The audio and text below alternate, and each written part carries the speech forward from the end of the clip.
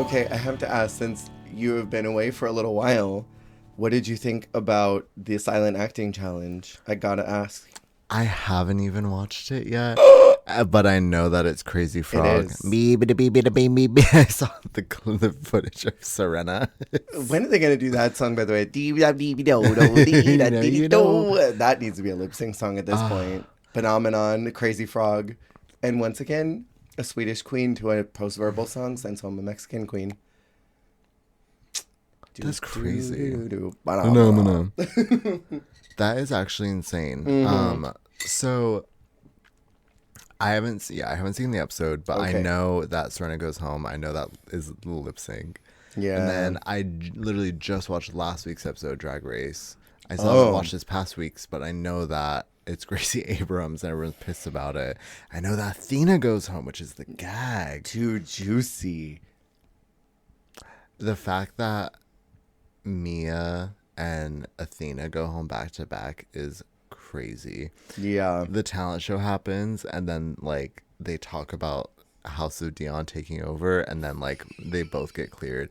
Producer said absolutely not. And it's crazy because I feel like they both have more finalist potential than Juicy, because like Juicy, I feel like her getting told by RuPaul that they don't know who she is like death Damning. sentence. Yeah. Take her out back and shoot her.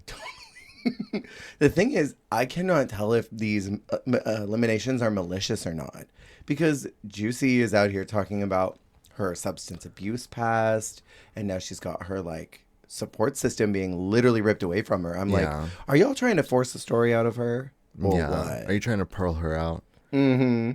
Speaking of malicious, I don't like Nini Coco. You don't? I have no space for her. Really? I don't like her. I like Nene a lot. I think she's fun. I should, but I don't. She's pissing me off. Fair. Her winning Snatch game pissed me off. Honestly, it should have gone to Mikey. If not, I'm a Discord apologist. Oh, did you like the Pope? I loved the Pope, and I thought she was fierce. Yeah.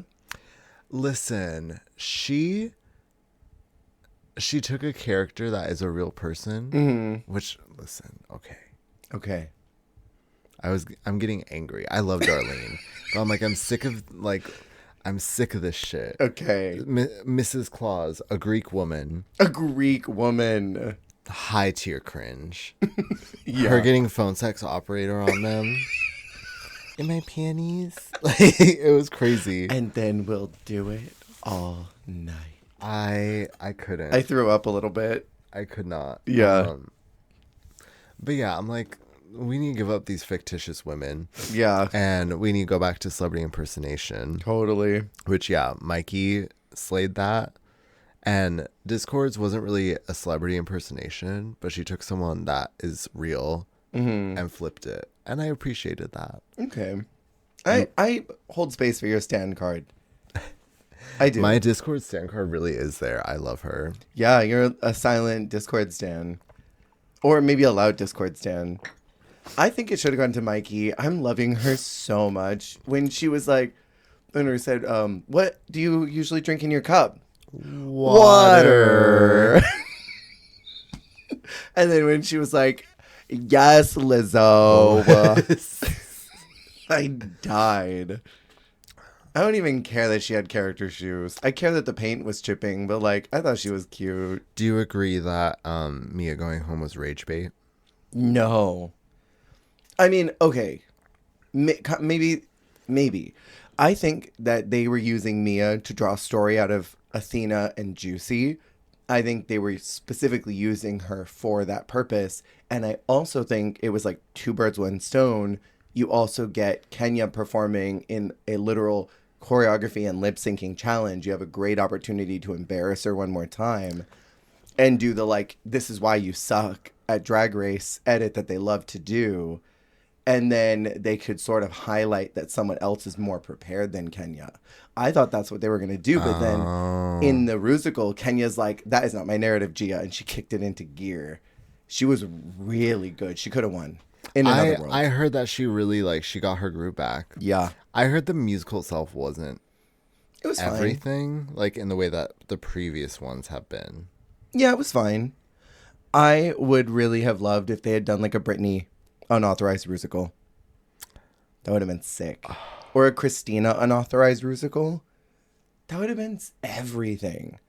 And especially for a group of millennials, like, how cunty would it be to bring in a Britney musical? And Jake said there's supposed to be a jukebox Britney musical coming out soon. I'm so brain rotted.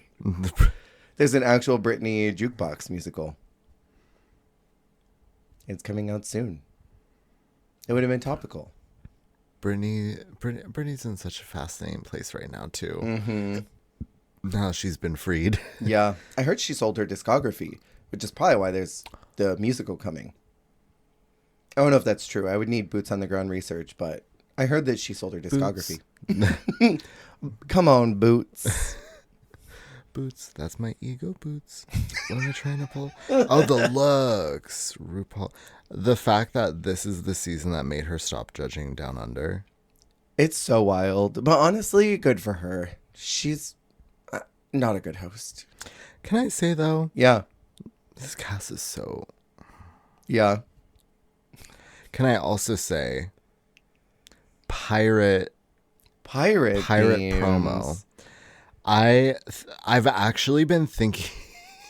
It's very topical. I've been thinking about this season so much because there's a song by a singer, Alameda, with Doechii, and the album cover is like them on a boat. Okay. And it gives me the promo for this season. Oh my God, some it's reason. So pirate. I'm like, was this weird like Drag Race Down Under season 3 photo shoot tee? So yeah. But truly a crazy promo. Yeah. I thought it was cute at the time, but it is a wild one. I wish that the promos had something to do with episode 1. Like, it would be so cool if... A Mardi Gras promo. Mardi Gras promo. Go. Or even, like, the promo, or the episode 1 is the promo shoot. Like, it is them coming in and sharing their personality, and we get the BTS of that. Because, like, theoretically, it would have already been dropped for us in the timeline. But then we get to see the making of that promo in episode 1. And someone will get, like, top photo or whatever. I think that would be cute. That'd be gorge. Well, because, like, they used to, like, really, like, with Top Model, like, the shoots were so baked into it. Like, all the promotional work was, like, part of the show itself. Yeah. So, yeah, I feel like if Drag Race had that, that would be gorgeous. It would be everything. But, like, imagine, yeah, your first challenge is you show up and it's like, we're shooting the promo shoot for your season. That would be sick. That would be sickening. That'd be crazy. Wouldn't it? Because then we just get their raw, totally vulnerable, just got thrown into it vibes. Yeah. I think that would be great. That would be fun, honestly. It'd be cool if they had like a queen team. So it's like, okay, we're going to shoot your promo. And then they have some legacy divas come help them get their shit together and like basically get dragged out. Period. That would be cool. So that it's still elevated and like slay. But I'm into that too. Okay, so we should get into Down Under, but soon. I want to ask you first, because I primed you for this. So you haven't heard any rumors about Canada's Drag Race All-Stars, right? None at all. Absolutely nothing. The list changes like literally every week, I feel like. There was one list that was totally, completely different from the one that's floating around right now. But for the last like 2 weeks, a name that has been floating around as a name that is probably going to be there. Jacqueline Cox. What? Uh-huh. And I wanted your thoughts and opinions about a non-Canada's Drag Race, but a Canadian, all the same. Oh, because she's from Canada. She is from Canada. And then she now lives in New York. Mm-hmm. What are your thoughts about that? Now, that is interesting, because she is very Canada in energy. She is, but she didn't participate on it. Yeah, so then it's also like... That's what's kind of funny about it is like, even when Jimbo was on All Stars, it was like, well, I always just interpreted it to be the All Stars of that franchise. Because like, otherwise there's like global All Stars, etc. But like, I don't know, that is a concept. Because has she been a judge or anything or made any appearance? No, I don't think so. I mean, it's definitely like a a gag casting moment, but it is a little bit like, huh? Yeah, a little bit. It's weird because it's like, well, that's her first time being judged by Brooke, which is like odd for, like, this should be like your, like, not your victory lap, but like, you know your way around. But now, like, this is territory that she does not know compared to everyone else who does. I would be. Would it be more okay if they snubbed 2 more girls and brought in like Crystal and, oh my God, there was another girl, maybe in España or something that was from Canada. There was another girl that's Canadian. Oh, Crystal will see now. I Yeah, was Crystal like, will you see mean now. like Crystal and Gigi? Like they just bring. Oh my God, yes, Crystal and Gigi and Jackie. No, Crystal will see you now and Jackie, and there's one other girl that's Canadian. I don't remember who it is. That's in another franchise. I'll remember probably well after we're done recording. But like, yeah, I wonder if I'd be more okay with it then. But it's been confirmed by Craves. There's only 6 episodes. Also, what kind of All Stars 1 ass? Right? All Stars 1. What is it? UK versus the World 1. Talio 1. It's a little annoying. So we... If we have anything to reference. But yeah, I wanted your thoughts about Jackie being on there. It's a little bit of a gag if it's true. Yeah. Because it's just a rumor as of now. But well, she's Jackie Cox. Can't put her in a box. if they're doing Golden Beaver, I feel like they would hold space for her only for so long. Yeah. But there is, like, it's just weird because, like, she's no one's friend there, probably, compared to these other girls who do have relationship. Yeah, totally. So we are going to get into Drag Race Down Under Season 3. The last time we were talking about Down Under was, like, almost a year ago, it feels like. Back in the bunker. Deep in the bunker. And I miss Spanky Jackson. I really do. It felt like a rush of cool air to see her on my screen in the first 2 minutes. Yeah. I loved that little montage they did of Kita and Spanky. I thought that was really adorable. I didn't even introduce us. I'm so rusty. Who are we? Who even are we? Hi, hello, everyone. Welcome into That Sounds Gay, a podcast where we discuss every season of Drag Race in chronological order. We are back from a little hiatus. Thank you all for coming back. And we're talking about Drag Race Down Under Season 3. My name is Jer, and our gay sound for the 5th season, presented by Jessie, is... You know what I'm tinking. You know what I tink. Do you know what I'm talking about? No. There's this diva named Maura Higgins. She was just recently on The Traitors. Oh! And she has the most incredible, thick accent. And the way words with T's, like, don't even exist to her. Where's she from? The UK. Oh my God, that is not her real hat. Oh. She keeps getting Scary Movie edited, so they've increased the size of her hat. But, like... There's a gigantic hat you just showed me. But she'll say, like, you know what I tink. I love that. And like, she'll say, like, oh, you said it was a throwaway vote. And stuff like that. And it's like, oh, this woman's grasp of sounds. The way... The way people... I mean, it ties into Down Under. Totally. The way people approach vowels and consonants in such a unique way sometimes is truly thrilling. Unique? Unique. If anyone has not listened to Maura Higgins speak, go look up Maura Higgins and listen to her incredible accent. Incredible. I did not watch any of The Traitors, but I know you were plugged into those. You're a reality TV girly. I really, truly everything. I just finished Worst Cooks in America. Oh, period. The reality one, it was good. Yeah, that was one with Manila, right? Yeah. That you were watching? Hi, Manila. Hi, Manila. I just saw Manila Girl. When you're watching other reality shows, do you clock the production pieces, or do you not catch it as easily with others? I feel like I'm clocking it, but then also sometimes I'm like, is this really happening? Like, are we really pulling productions, like, strings for, like, this right now? Right. Like, but yeah, I almost feel Jada goes, Whoa. I just life alert. I feel jaded almost because I feel like nothing can like naturally happen. Yeah, totally. Anything that feels like too good to be true, I'm like, this was a setup. Completely. I feel that I'm watching Top Model and I'm on season 3, and just everything that happens, I think this is a total sham. And I just see through all of this stuff.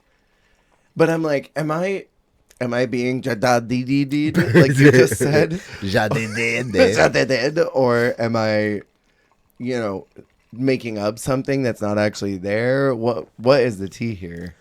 Well, it's hard because, I don't know. It depends on the time and like the era, because like I think when it comes to like circumstantially things happening, like sort of like how the stars aligned. Yeah. Like nowadays in TV, I feel like it's so rare that really happens unless totally. Like it is just like stuff beyond like their control. Right. But then like with people behavior, it's sort of like, I feel like old TV, 9 times out of 10, it is authentic because it was really before there was that, like, what's the word? Or the awareness. Phrase? Yeah. Yeah. There's a term for that. The, like...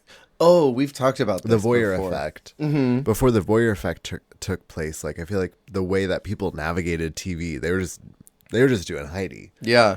So I feel like in that sense there is authenticity, but like in terms of what's been happening behind the scenes, you're like, are strings being pulled? Right. I think the other thing too that I notice specifically with TV now is that there's almost this. I think the age of the internet has maybe given people a little too many tools to navigate the way that they present on camera, because in cycle 3. They are given a makeup challenge, a mini challenge, where they have to get ready in the drive to like a consulate or something where they're going to do a show. And one of the girls is rifling through her stuff and she's like, what's contour? What's concealer? What does this do? And I'm like, this would never happen in modern universe, because these girlies learn how to do makeup in like 4th grade. It's interesting, the age of the internet, the way that reality shows have primed a lot of contestants. Now there is a lack of that honesty when they're in front of the camera, and I think that's why so many people loved Melinda Verga in her season originally, because she was just so authentic and real and so unmedia trained. And we need that back in the universe of reality shows. We need these girlies who just are not media aware at all. We need media illiterate people. Golden age. Yeah. The golden age of media literacy. Totally. Ignorance is bliss. So we're going to be jumping into Down Under 3. And I wanted to know, because I didn't watch this, what is I think you watched this when it first came out, yeah? Yes, I did. It felt almost like a fever dream rewatching it, but yeah, I did. I was going to ask that. I did watch it which is crazy because this is only 3 years ago. It felt so much farther away in time, but also like this was not just last year. Mm-hmm. Right. Well, and when we were talking about España 3, it was almost like a joyous romp, and realizing that maybe it wasn't as bad as you thought it was back then. And I'm curious what your thoughts are so far with Down Under. We're only doing 2 episodes today, but... Down Under is kind of a fascinating journey, because the first season was fascinating. Yeah. And then I actually loved the second season to death. Adorable. And it was so much fun. I was like, wow, I can't believe I enjoyed it that much. So then I was like, coming to season 3, like, okay, well, season 2 is amazing. So like, let's get into it. Yeah. And I think this season is very unique. Unique. It sort of feels like a transitional Drag Race season. Yeah. And I think with this one, we're really honing in and transitioning to that era of really young casts. Yes. We have Bumpa as sort of like a... and I just die. Jesse EXE has stopped working. I like can't think of any like intelligent words today. I'm You're fine. I'm gonna goo goo gaga speak through this, but I'll they do my best. they have Bumpa there to kind of, you know, diversify the ages. But in general, like if you look at the list, it's like 25, 25, 25, 26, 25. Like They're all very young. We're in that age of Drag Race where they're casting young and they're trying to appeal to a younger audience. They're maybe trying to change the landscape a little bit. And these are very likely all children of Drag Race. yes. They learned how to do drag from watching Drag Race. And it's just a thing of like different perspectives, different references, carrying themselves differently, performing differently. More media literate. Yeah. And I think also like the thing is, that's not, you know, you don't have to be a certain way to be on Drag Race, but I think there's certain seasons of like, they kind of get used to and good at working around a certain energy. And so I feel like they kind of like hit their stride and like, okay, we like edit this way. We put the package together this way, and it complements how these queens do their judge. Yeah. And I feel like they hone in on that. And then the vibe sort of changes over time. And then they have to like hone back in and then sort of like keep evolving with that. Yeah. And so this is sort of in the period where maybe we're seeing a different average age and POV with the cast now. It's almost always Generation Rue compared to like Generation Rue queens trickling in. Right. Or even just people who were influenced or got into drag in a time where the landscape of drag is more like modern drag compared to people like Bumpa who got into drag in a different time and perspective. Back when dinosaurs were still around. The way they talk to her, we'll get to it, cracks me up. Like, it really is like Lost Grandma. Like, well, why did you do that? Right. Why are you over there? Why are you doing this thing? Grandma, why are you in the kitchen? What's happening? But yeah, it just feels like a time of maybe they're used to editing around or showcasing around, including even how they write the challenges and in the moment. Yeah. Not even just like the post, but in the moment as well, around a certain vibe and energy of queens. And then they get a new batch, sort of like a season 7 thing. Totally. Where like season 7 in its on paper was made for maybe like the queens from 5 and 6, etc. But we were transitioning to a new era of more like aesthetic forward drag. Right. And so Runway heavy. yeah. And I feel like future seasons accommodate that more. But yeah, I just feel like this is a time of transition. It is. And I think to add on to that, in this conversation about being media aware, it's almost like we're getting people who have their characters fully fleshed out before they go to the show. There's only a good handful of girls who are kind of like finding themselves this season. For the most part, they all sort of seem like, okay, I'm going to go on and I'm going to say X, Y, and Z in that order. And it will be very formulaic. Because when they are in front of the camera, this presentation they've got is so specific. I'll call it the ivory glaze effect, where they're like, oh, hey, I heard that you had to say this and that about me, and we'll just see if you look good or if it's, you know, off the rack. But then that's not who she is at all. She's this soft, sweet, sensitive kid who's putting on a facade, like a Briar Blush in the most recent season, where she's just this weirdo, this like little freak in real life. But then on the show, she's like, yeah, I'm going to be catty and I'm not going to hug any of you. But it's like, you're just doing your character. They're like almost too aware of what's going on around them that they're creating something that doesn't allow us as the audience to connect with the real human being underneath it. I get that. And I mean, even to that point, sort of like, again, like that Generation Ruth thing where not speaking to anyone in like of this cast specifically that any of these girls are like this, but sort of entering an era where like you're crafting your character around like how it will be perceived on TV. Very that. Of like, well, she would say this, she would do that, where it's like, I don't know, it's just, you can't not avoid certain influences and like POVs kind of like taking part in how you sort of craft your judge. Right, absolutely. No, I hear you. So let's get into this. Our very first episode is called Mardi Gras Pride. We're going to go back to our old style of premiere episodes because it feels like it's appropriate for how hot jumbled mess this was. The June jambalaya. The June jambalaya of it all. The very first challenge, they're going to do a Mardi Gras look while also performing in a mashup of Super Queen and Sissy That Walk. Two songs I would not think about putting together for a super mix. Sissy That Super Queen. I cannot think about Sissy That Walk without thinking about Scarlett as Katy Perry. Sissy That Walk. Wow. In that shark suit. Has anybody seen Love Shark? Mm-hmm. And I almost would have loved if just one group did Super Queen and one group did Sissy, and then they had like half and half. And this is, I'll share my piece now. I think it is so crazy to me that they gave them, I counted 16 beat bars for each one of them.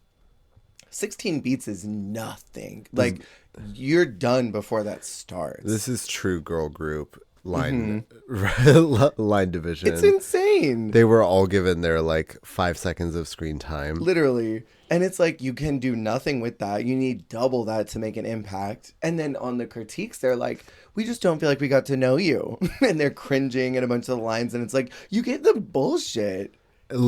Trash. Like actual trash. Have you seen that meme where it's the girl, I just made some bullshit, and it's like the pasta and the, yes, the broccoli and chicken and crab? The challenge writers this season. Literally, girl, I just made some bullshit. I just am fascinated by that and kind of annoyed because I think I like this cast and I think I enjoy some of them, but I just don't like the way that they're being presented to us. The packaging that the editors are giving has not been good, and the way that it was constructed along the way wasn't good. Yeah. That's my thought. So let's get into this. First in the room is Hollywood star, but Wood, like, I wrote down Hollywood go home early because I thought she was like a first out. I was sure. I know I'm gooped because I've watched almost the whole season now, and I love her. And I can't believe I thought she was going to go home early. I'm glad I watched the rest of it because now I'm eating my words, my early typed ones. And she says, she walks in and says, everyone wants to come to Hollywood with all of the enthusiasm of a mannequin at like Forever 21. Honestly, a lot of these entrances were crazy this episode. Everyone wants to come to Hollywood. Well, I don't know if I do anymore, girl. Well, it was very Gothy's the head challenge. Everyone says I give the best head. Whatever. That's it. That's all. It was very that. What do you think about her entrance look? She's only been doing drag for a year. That is kind of crazy because you would think that she is diva in charge, but it's cute. It's one of those things where it's like, what is the event? Like, what is the time of day? What is the venue? You know? I was getting Shania Twain as an American Girl doll. Sure. For the look. It's just one of those ones where it's like, sometimes like, I don't know.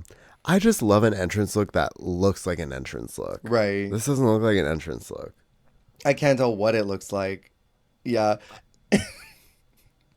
You opened your mouth like you were going to say something and then held back. No, just hate. Okay. And I like her, so I don't want to keep holding this hate in my heart. That's so fair. You want to let that be released from your system. For Mardi Gras, I think she sounded great, but like they had no lines at all. Well, she opened it up, which I think that helped her a lot because she gave main character in that she was center for the start of it.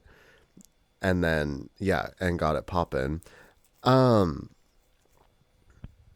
mean, this is before it's funny because I think this was like I feel like I should know this reference. Maybe it's Mugler. The handlebar bodysuit. Oh, yeah. I feel like this is like an 80s design or maybe 90s, but it's like, I feel like there was like a weird like era where it really got woken back up. And we're in that era. It starts here because I swear, didn't Jimbo do something like this too? Jimbo did, but in All Stars you 8, see it a lot in these years. Daphne Mugler just did it in the most recent España season. I swear someone did it in Canada most recently in like season 5, I think. There have been a lot of this silhouette, and this is becoming my Marie Antoinette. I'm like, stop it. Please. I swear someone did it in France one, too. 1992. Dang. And it's funny because it's like, feel like it had a weird, like, for something that is, Older. Oh, she called it old. 34 years old. Is that math? That's not right. Wait. I was born in 89, and I'm 36. So, reverse the math.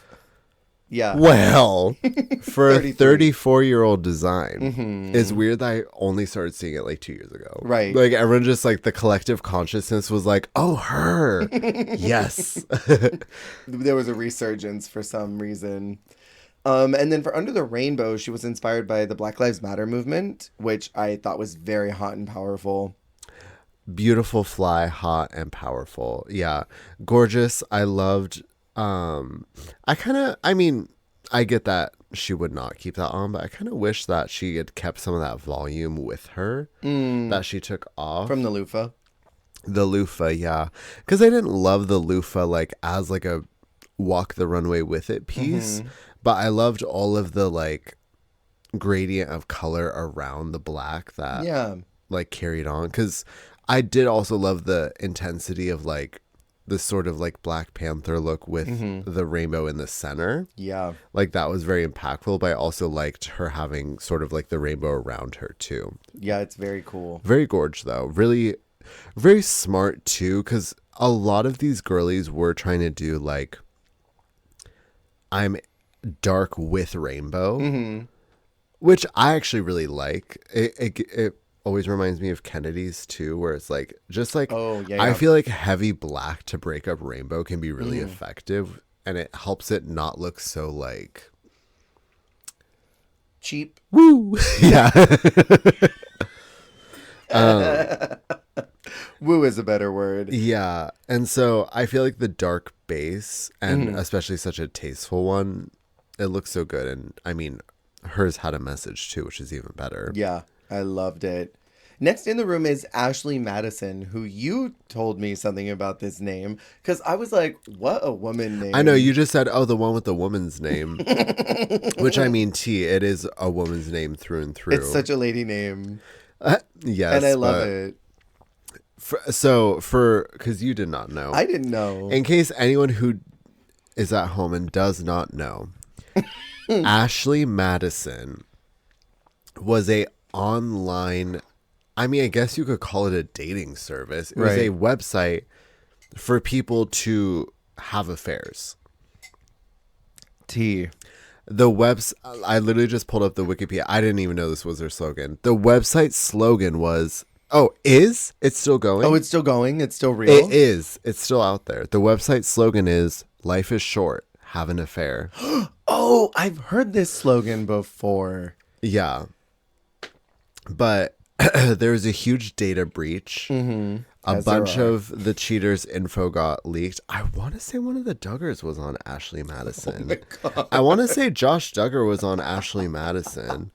I feel like that was part of the drama. But not surprised. yeah, that is like a hilarious name for a drag queen, because it's literally like Craigslist era, like cheating on your wife on the internet. Imagine for King of Drag season 2, someone comes in and their name is Craig's List. I would die. Schindler's. Wait, and then they have a drag makeover, and their son is Schindler's List. Oh no, too much. I thought she looked really puss. I'm super obsessed with these girlies that look like they could walk into the mall, but then her pants were falling down the whole time. Oh my God. The booty butt out with the little like elastic pulley to like try and bring it back up. And it didn't even work. And she sets up really early that Hollywood is a little bit of a bitch, and that there are girls who would be really unhappy to know that she was there. So I found that fascinating that they set up this story really early that is not completely unfollowed through. I feel like Hollywood is really fierce and just doesn't really have much of a break in that ferocity. So I can understand why people would interpret that as being a bitch. Like, you're just sickening and you're not bothered by anybody. I kind of love that. Sorry, I'm just, as you're speaking, I'm just staring at the still of Ashley Madison's entrance look. If I send you this, it means I needed to take one last look before I walked out. The like weird crooked wig. The crooked wig, the Lady Camden of the mug. But like just slightly askew. It really was such a fascinating moment. It really is. Ashley Madison is a main character in this episode. Totally. And she continues to be. They really build her up for the fall. Like this episode, and even in the next, and even just her being safe. Like they just love to play with this woman, and they love to build as much commentary around her as possible, so that it really has a huge payoff. I feel like it did. I like her story. It's funny. The way that they've constructed it, at least on the show. For Mardi Gras, I don't know what this bitch said, but oh my God, she had her titties out. Her verse was also crazy. Like the nipples out was bad, but also the verse was bad. The like car commercial voice over like that weird like she roller skated on the beat like but like she's still learning to skate. She like waddled on it. It's the Kelly Roller of it all. She Kelly rolled it on that beat, yeah. It was really like da da ba da da da da ba da da ba da da da ba da ba da ba da ba ba da ba. Like it was like a weird like what was that rhythm? That's gonna be a lip sync on Drag Race. That exact sound. that it's gonna be put on a loop. That should have been my sound to open it. A weird nonverbal interpretation of Ashley Madison's rapping. But it's literally just it's just Hanaconda as Liza.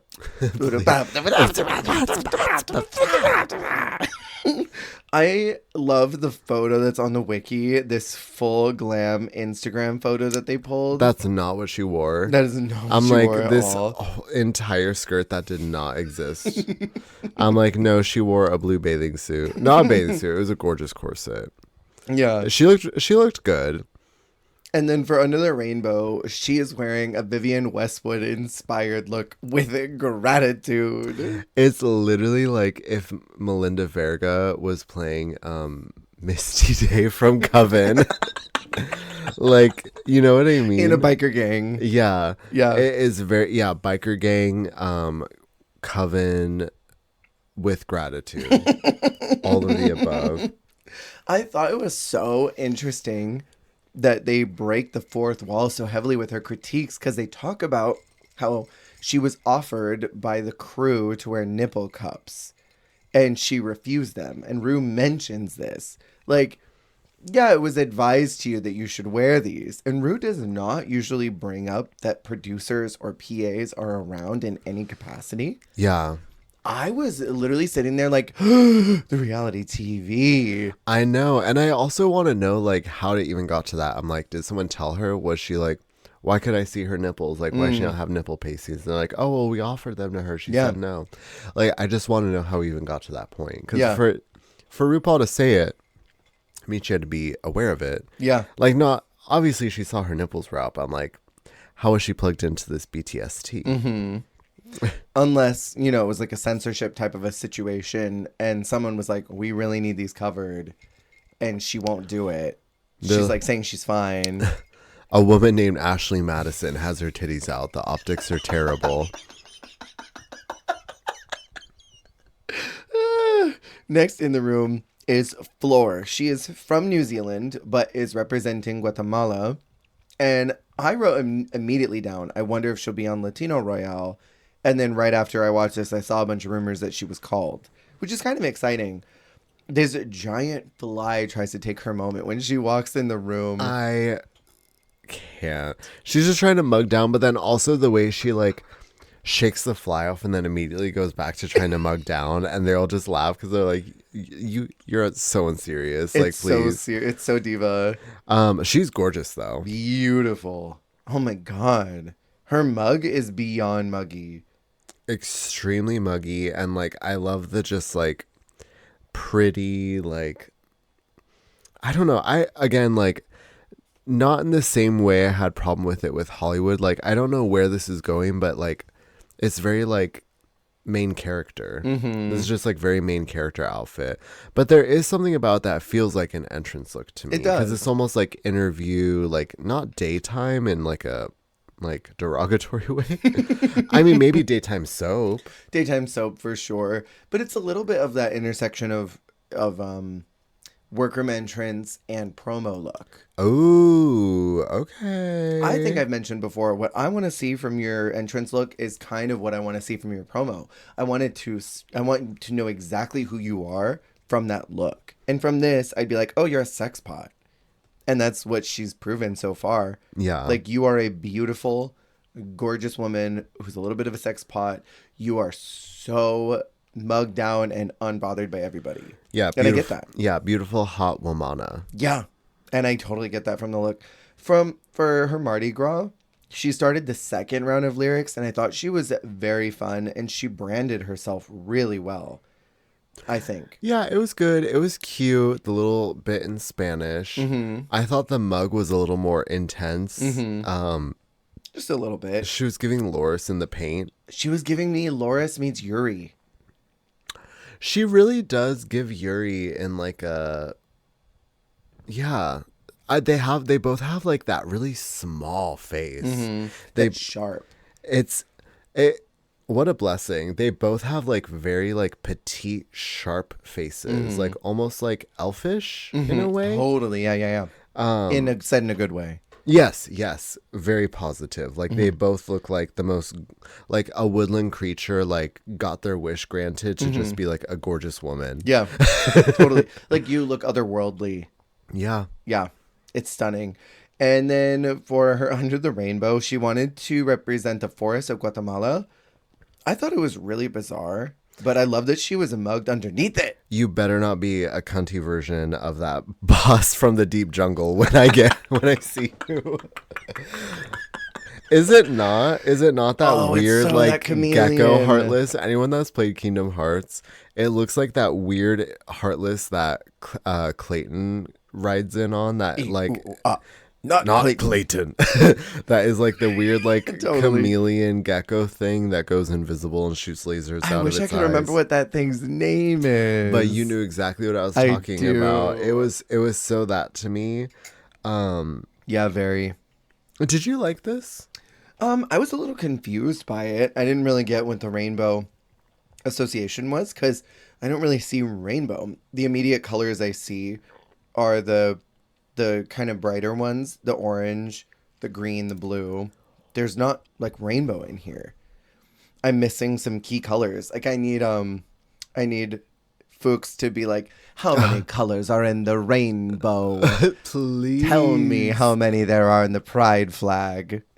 The quiz. Well, and also I do get that, because I feel like it was a terminology thing. Because, like, again, the word rainbow, like, there's certain inference to it, and also the way they said under the rainbow, like, they're also like, it to me was tying into like gay culture as well. Like, I just assumed like pride rainbow, like, compared to like if they said like color explosion or something. Ooh, like, that would be a fun prompt. you know what I mean? Though, yeah. like, if they really meant just like all the colors. Play with anything and all of them. Yeah, that would be fun to see. So no, I didn't care for it too much. I don't hate it. It's wacky.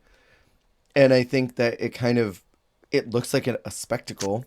Well, exactly. Yeah. If it was almost like a pride float. What's the name of the Disney parade that's like the electric? Oh, Main Street Electrical Parade? Yeah, if it was almost like parade of colors, something like that kind of vibe. Like, I could see that. Like, she looks almost like a float or something. Like, I see that. But I'm a little distracted by the nude upper body. I wish that it was just like a full connection from the bra to the neck. Well, and also like it's like nude body and then like a denim almost looking bodysuit. Like I do wish that it had a different base to it as well. Yeah, But I I like agree. the concept. I do too. I think I was more just confused by it. Yeah, a little confusion. Next in the room is Ivory Glaze. I was so happy to see her because I loved Ivory Inslation. She didn't go very far, but she made a big impact on me. She's a little angel. Yeah, she's the sweet kid who I think tries to cover up her insecurity with this fierce drag character. And she has such a sad moment on the runway. I think it's this episode with Rue, right? Where she says something like, out of drag, I feel really unspectacular, I think were her words. Oh, yeah. And she's like, and she starts to cry a little bit after realizing like those are the things she thinks about herself. The secrets of her inner psyche are spilling out to the Queen of the Universe. Queen of the universe! And she is having this realization suddenly in that moment. And Rue's like, no, you're fierce. Like, don't lose that. Yeah. I felt for her so hard in that moment. When she walked in, I did not know those were supposed to be Z's. I was literally going to talk about the ends. The ends. They looked like ends. I was like, no, no, no, no, no, no, no, no, no, no, Batman. Like, what is this? Why are there ends? And then I turned my head and I'm like, oh, it's a C. And I'm like,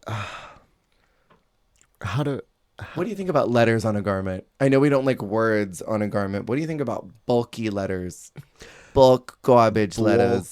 garbage. I was torn about this because like the idea is like like the Z's are like different because it's sort of like an inference of sleep. Like it's like a physical manifestation of sleeping Yeah. in like a cartoon sense. That sounds crazy, but like, you know what I mean? I do. And so I get what she's going for, but it just was it either needed to be turned on its side or grouped in threes. Ooh, yeah, Because yeah. I always see it as like Z. So even if she had like a smaller trim where they were sort of grouped in threes flying away. I see that. But yeah, it just looked like she had ends up her arm. And And then they said, oh, there's Z.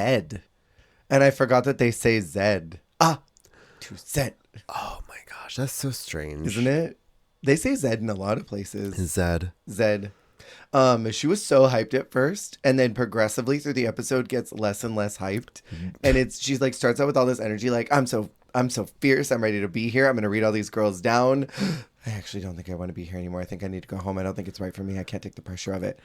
And I'm like, that is so Virgo coded, doing something 100% and immediately regretting it. Like, oh no, I don't want to be here anymore. Well, also, didn't she say she was a perfectionist? I think so. I feel like she was definitely giving perfectionist tea of like, okay, well, I don't think I'm going to be able to do this the best. And to the absolute like upteenth.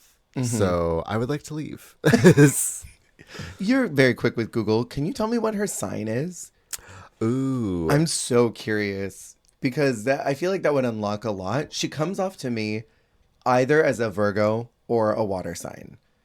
And I don't know which water. I want to say Pisces. Let me get off ashleymadison.com. Looking for some husbands. Oh, I believe she's an Aquarius. Her birthday is January 2nd. Or is that Capricorn? Ooh, She that's so early. She's a Cap. She's a Cap. She's a Cap. She's a Cap. Makes sense. Earth. So earthy. So cerebral. So cerebral. I wonder what her rising is. I'll find this out later. And then in Mardi Gras, she looked very, very happy to be there, despite having some problems. What do you think about this drama of her writing her lyrics and trying to say way too much? And it was Floor and Hollywood who were like, girl, brand yourself better. This is your only shot. And she's like, oh, maybe I suck. Maybe I'm really bad at this. Maybe I can't do Drag Race. Maybe you guys ruined everything. It was rough because, like, I see both sides of it. I think she was obviously just, like, sensitive and, like... But also, like, it became such a thing because even, like, when Gabriella went to apologize to her, Floor and Holly were like, what is she doing? Why is she apologizing? This is BS. I'm not apologizing. And then also in Untucked when they're like, well, how do you feel that the people who all like gave you like critiques were the ones in the top? Or no, it was the next day. It was like the ones that all were like high were the ones who were telling her like, well, you should change this, or like it's not giving that. It was very funny to me because she is such a Pisces to me. She's such a water sign energy to me. I can't explain it, but it was funny to me because she is already spiraling, and instead of just saying I'm in a bad mental space and that just kicked me over the ledge, she was like, "Yeah, you guys got in my head." No, Diva, you got in your own head. It's very, I mean, in that water sign vibe, it's very the mayor from Nightmare Before Christmas. Oh my God, yeah. Where it's like it flips to the like concerned face. I feel like it is kind of that of like you're doing fine and then something happens and you immediately like are changing to the like the scared like concerned face mayor, like I'm only an elected official. There's so much I can do. Yeah, very that. And then for Somewhere Under the Rainbow, she has this beautiful like Art Deco Breakfast at Tiffany's type of a vibe. I was obsessed. I was getting Epic Mickey tea. Oh, period. I see that too. It was gorgeous though. Again, the rainbow against black. Yeah. Very classy. Loved it. I love her hair choices. I don't know. Something about all of her hairstyles that she's done across her seasons of Drag Race, I love. I enjoy her aesthetic. I just wish that she knew how to tighten up her packaging of herself. Yeah, that's fair. Next in is Amel, and I immediately wrote, like, poppers. So, okay. This made me, like, cycle back. I didn't even think about on Drag Race the other week, the band Amel and the Sniffers. Yeah. Mm-hmm. I was like, oh my God, what a crazy name in the most fabulous way. But yeah, also Amel's hilarious. Like, she's so funny. She is truly like an icon. And she's like a gift.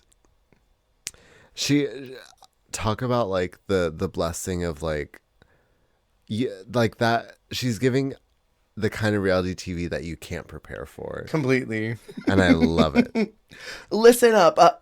What's fuck, the line? What was it? Her not even giving it a second of thought. She immediately cheats out and is like, oh fuck, was it? Like flipping her hair and just turning around and leaving. Like not even being like, wait, can I redo it? She was like, no, we're doing this again. Retake. And then they just left it in. They were like, yep, she messed it up. She was fierce. She was fierce for that. I loved it. But also like her look was cute. I liked it. It's super cute. It reminds me of Candy. Candy, wait. I want to eat it. It looks like Laffy Taffy or something. Or like Razzmatazz. Do you remember that? Well, I'm thinking of like the red, especially the latex. It looks like, oh, sorry. We'll cut it. Give her another take. Am I boring you? No, I mean, honestly, the red and the pink, both the shininess of it, it really is giving like fresh, is it taffy when it's like hot and it has that machine that's like pulling it and that stretching it. Yes, and it's like molten sugar. Yeah. I want to eat it. And I know that it's fabric, but I want to bite it. Also, great wigs. 3 out of 3 for wigs. Totally. For Mardi Gras, she says, dressed to the nines, getting my tens. I thought that was a really fun lyric. And she's one of the only ones that I was able to write something down. Because I was like, I can understand what you're saying. She got something out at least, but she definitely like... It was giving like nervous at the recital. Let me get it out. Completely. Get my part out and go. Hopefully they won't notice me. And I think it's kind of tough because her Somewhere Under the Rainbow look, it looks like that old school notebook. I forget what that diva's name is. Do you know who I'm talking about? Lisa Frank. I'm always like, wait, is she the one with the diary? No. Literally. Yeah. That's Anne Frank. Yeah. Yeah. No, I worry the same thing. But it's like a little Lisa Frank, and then there's words on dresses. Also, I think I'm sick in the head. Because I like took this message completely different. I'm so like defeated and like depressed. When it said lifetimes are not what they used to be, I'm like, so true. Like, we're really in the end times. And she was like, it's a message of hope and like, and how we can like aspire for better and like have more. I was like, oh, I thought it was because like, girl, it's over. Like, it's a wrap. We're in the end of days. You thought she disguised a hidden depressive episode in a rainbow look. Stop. And you were like, yes. Do you know what I mean, though? I do. With my 2026 eyes, this dress was made in the Biden presidency. I know that she's not in the U.S., but this was just a different time. Yeah. Like, we were still part of the World Health Organization. Like, this is before we pulled out. And so, yeah, it was a message of hope for anyone who does not see the look. It's like a rainbow gradient, and then in the reverse gradient in words, it says, lifetimes are not what they used to be. And I immediately took that, and my depressed ass went somewhere else. And I did not take it as a message of hope. You took it as a call for the help. Icebergs are melting. We are at war. Like, it could not get worse.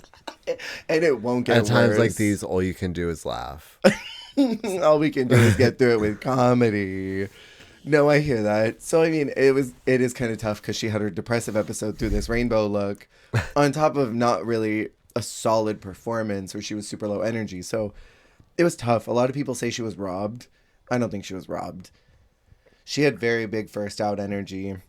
She did seem just a little green, but you know, it's tough being green. It is, as Kermit says. Next in is Ivana Drink. It is so... All these names, almost every one of these names this season are so Dragulator coded. Ivana Drink and Rita Menu are literally having a fight for like... Gabriella Labucci, that is such a Dragulator name.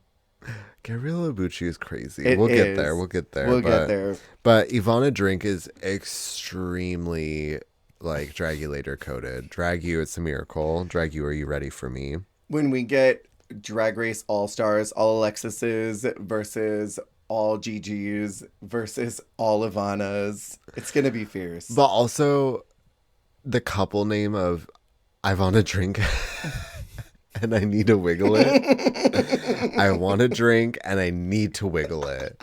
Those are my... Wait, is it wiggle it? I need to wiggle it. I thought it was like I need to wiggle it, like a petite wig.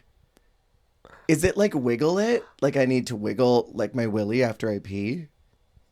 Oh. Is it like, or like wiggle it like I wasn't a even dance? thinking about shaking the piss. Oh. I wasn't even thinking about shaking that piss out. Girl, not the piss shake. Gosh, before you zip it back up, you gotta shake that piss out. I'm gonna put that on a shirt. I mean, Anita, I know you're listening. If you want to call in, you have our number already. Come to I Patreon. always interpreted her name as I need to wiggle it, like I need to dance like a white person. Got it. Okay, well, you know what? You're probably right. And so I, especially knowing her, also husband. I'm like, I don't think we've had a married couple. I think I'm just strange because I'm unmarried, but I'm like, you're 26 and married. Like, what are you doing in life? Like, I get it. A 26-year-old full-time drag queen married to another full-time drag queen. Girl, what is your life? It's got to be busy. But they do seem like that girly who has it together. Mm-hmm. Like, they seem like they were like AP, like all that. Like, they were on the right track. Totally. But yeah, I want to drink and I need to wiggle it. It is very funny. Can I be a little hateful? Sure. She's giving Gigi era in this look. Well, she was an actual demon baby. No. Okay, wait, this entrance is giving Gigi era? The entrance look is giving Gigi era. Because it's a little bricky. It's a little badly proportioned. Stop. The hair is so femme womana for such a not femme womana look. The way she also came in, everyone's like, who is that? Do you know who that is? I don't know her. Wasn't it Ivory that was like, that's Anita's husband? I swear it was Ivory that knew. Yeah, it was either Ivory or Ashley. Oh, maybe it was. But Ashley. one of them knew, and everyone else. Well, that kept happening because there's someone that was reading a menu. Everyone's like, "Who the fuck is that?" My favorite part was who was it? That's Hollywood in her confessional says, if Spanky Jackson can win, so can Ivana. I'm like, we're 7 minutes in and Spanky has gotten a full stray. Like, how dare you? You saw this brick and said, I mean, she could win. We saw Spanky win. Anything could happen. Anything could happen around here. For Mardi Gras, she takes this massive pause in her song, which I think could be effective, but when you have 16 beats, you cannot take a 2 or 3 beat pause. There's a girl in Drag Race Thailand season 3 that does that. Her line is like, it goes, stops. 4, continues. And I'm like, why are you stopping? Use every syllable. Well, especially when you have such little screen time and lyric time. Like, it's one thing if you have a bunch, but it's like you have hardly anything. Mm-hmm. Like, you have 5 seconds anyways. Why would you give up like a quarter of that almost? Right. It's different when your lines are D to the E to the T to the O to the hold it. X. Like, you've got way more time after that. There's at least 4 more lines you got. That whole detox line is as long as these girls got. I mean, that's crazy. That is true. Also, last thing, this was giving, to me, her performance look, all the best to women, rise of the morning sun. Like, Oh my God. you know what I mean, though? You know what I mean? You know what I mean? I'm losing it. For Somewhere Under the Rainbow, what do you think? It's giving me, what is that game? What's the one on the Twister? It's giving me Twister. Twister in dark mode. Twister in dark mode. Yeah. What do you think? Okay. I know I was saying I like black with rainbow. Not this one. Not that. Not him. That. Can you get that black with rainbow? Not him. Not him. Yeah, it's strange. The weird, like, Great Barrier Reef hair. Very, like, coral, very, very bleached barrier reef. Yeah, these wigs are so popular and trendy in this era. And will continue. This GG era. But then also it's like, I don't like that it's mostly polka dots except for the 2 stripes at the top. Yeah, what is that? And also I don't like that the dots almost feel like they're just like giant, was it paillettes? Yeah, they do look like that. That were like glued on. Yeah, it's strange. And okay, and that would actually be gorge if it was like a giant paillette dress with like a black sort of base, and then it was just giant like huge, like the one Naomi did on All Stars 4. Yeah, ooh, that was hot. But like giant plastic rainbow paillettes, I feel like that would be fun. Clear paillettes. That would be sickening. Clear. Next in is Nope. Isis. I was like, what kind of new? I fit dicks. Sorry. Acis Narcissus. This is gonna be my Xander. Isis Avis Loren. She has the most forehead contour that I have ever seen on a small woman with no forehead. Why is there so much forehead contour? Okay, can I say, I think also like, well, she's a drag queen and I know nothing. But I was just, it's fascinating to see that with a platinum blonde wig. Right. Because I'm like, I almost feel like that should transition into like golden, like honey colored hair. Mm-hmm. Totally, when you're going to use that much contour. But also her head is small. She doesn't need that much. She's got a gorgeous, naturally, like, pretty face. Mm-hmm. And she, like, paints herself like she's trying to hide something. I'm like, you got the bones. Mm-hmm. The bones are boning. She's a fun character this season. And they're already intimidated by her. They set up early. They're like, we're afraid of this girl. But you can kind of tell, like, even in just, like, because she's fascinating because her drag is pretty, like, I don't want to say low key because it's not low key at all. She's a very impressive drag queen, but she's not a loud drag queen. Yeah. But you can tell in how just like put together she is that she definitely has got it together. You can really tell also when they're all up there for Mardi Gras and she's in her showgirl look. Yeah. Because I feel like you see a lot of showgirl looks, but the way that her like feathers landed, the way that her silhouette is set up, the way that her proportions are set up, she's a quiet killer in terms of like professionalism. Totally. And her aesthetic is locked. Yeah. And I love queens like that. Like I think of someone like Venedita Von Dash, where it's like she just was very much in her lane and she knew how to do what she was doing. Yeah. And I love someone like that, where it's like they don't have to be like necessarily like the scene stealer all the time of like, oh, look at her, what she do. Well, she kind of naturally is that. She naturally does that, yeah. But yeah, she's not loud. She's not trying to. No, she just is like got it on lock. She's not a showboat. Yeah. I think is another good way of saying it. For Somewhere Under the Rainbow, bodysuit. My bodysuit. I did like the pink triangle in the back. Reclaiming my triangle. She is giving someone in the mug. And I want to say it's Petite Noir in the mug here.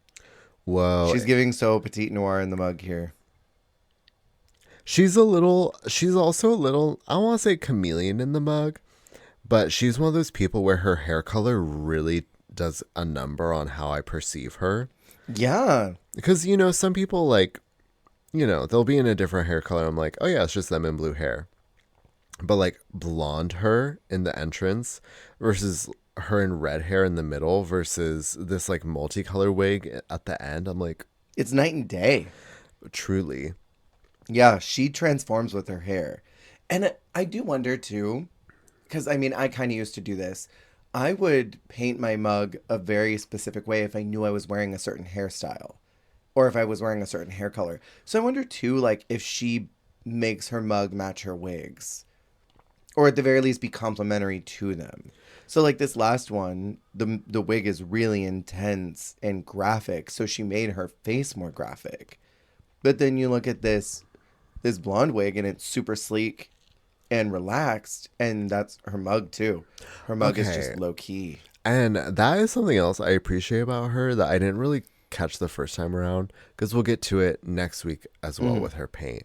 She is not afraid of that brush. Not at all. She will pile that on, and I appreciate it because I feel like a lot of eyeshadow is a dying art. And I love just a shit ton of color on that face. Me too. Just pile on that eyeshadow. Put on that makeup. You deserve it. You're a drag queen. Just use more than 3 colors. Why not? Use them all. Use every Paint with color. all the colors of the wind, Pocahontas. For next in the room is Rita Menu. I only know of this woman because she also is a part of the Cardi B multiverse. Wait, what? Oh. Vandamis Joachim, Jada Essence Hall, Rita Menu, Ivy Elise, Godland, and I swear there's one more.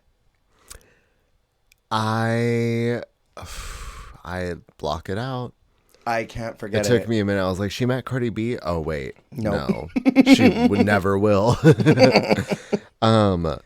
and Ivana are truly having like a like personal slay off for their drag name. Like the Dragulator the name. Ultimate Dragulator drag name. Totally. And this look is so Dragulator too. This entrance look. Truly. But also cute. Well, cute. Wasn't it Floor who took her menu and was like, let me see what's in here. I'm just trying to see what you're serving. Doesn't look like much. Dead. Floor came in cunty from the start. She was ready with knives. Because, like, I like the idea of coming in with Rita's menu, but it's funny because it's styled to look like the burn book. I don't know if you caught that. Yeah. I did not until I rewatched it. I was like, oh, it's supposed to look like the burn book with the like the big black font. But then it's like if you're coming in as Rita Menu with a thing that says Rita's Menu, but it looks like a burn book, but you're neither a chef nor a mean girl. You're just in like green and pink. And it's like, I would have liked for, if your name is Rita Menu and you're coming in with the menu, I would have either liked that to tie into your look and you're like giving something culinary, or if it's Rita's Menu and it looks like the burn book, then give me like a mean girl, give me a pink moment. Yeah. Do like a diner girl or something. Yeah. Yeah. But then Okay. on top of it, there's also so many different greens too. Sorry to cut you off. There's olive on the bodysuit. There's forest green on the hair. And then there's lime on the shoes. Like, girl, pick a color. That is true. Lots of shades of green. That is so true. I didn't even really clock. Insane. It's a wild look. I didn't look at those shoes. I always look And at I shoes. love that shade of green on those shoes, but it does not go at all. No. Okay, honestly, now that I had time to think about it, and you said waitress, like, because the menu looked like a burn book, if she was giving like plastic, like diner, like roller diner, Ooh, so yeah. like was a little like Mean Girls, like on Wednesdays we wear pink, but like 50s bar hop diner, That would be cute. bar hop, car hop, Car hump. bar hopping, We're bar hopping. a bar hopping diner girl, just roller skating from diner to diner. Jumping in and out of the car doors. I was wondering if you'd catch it. And then for Mardi Gras, she says, I wrote this line down because it made me cackle. She says she loves to sing, dance, and split. She's a 4-course meal. Entree, main, dessert. Entree, main, dessert. That's 3. And then cuts to Michelle Michelle looking displeased. She's literally doing math like, But also she says splits and then doesn't split. I'm like, what is this rage bait verse? It's literally like the engagement bait, rage bait, where Totally. they purposely say something wrong so that people comment and correct them. completely. Also, this look is kind of fascinating to me because it looks like it's supposed to be one of those like sort of political things that's like female genitalia.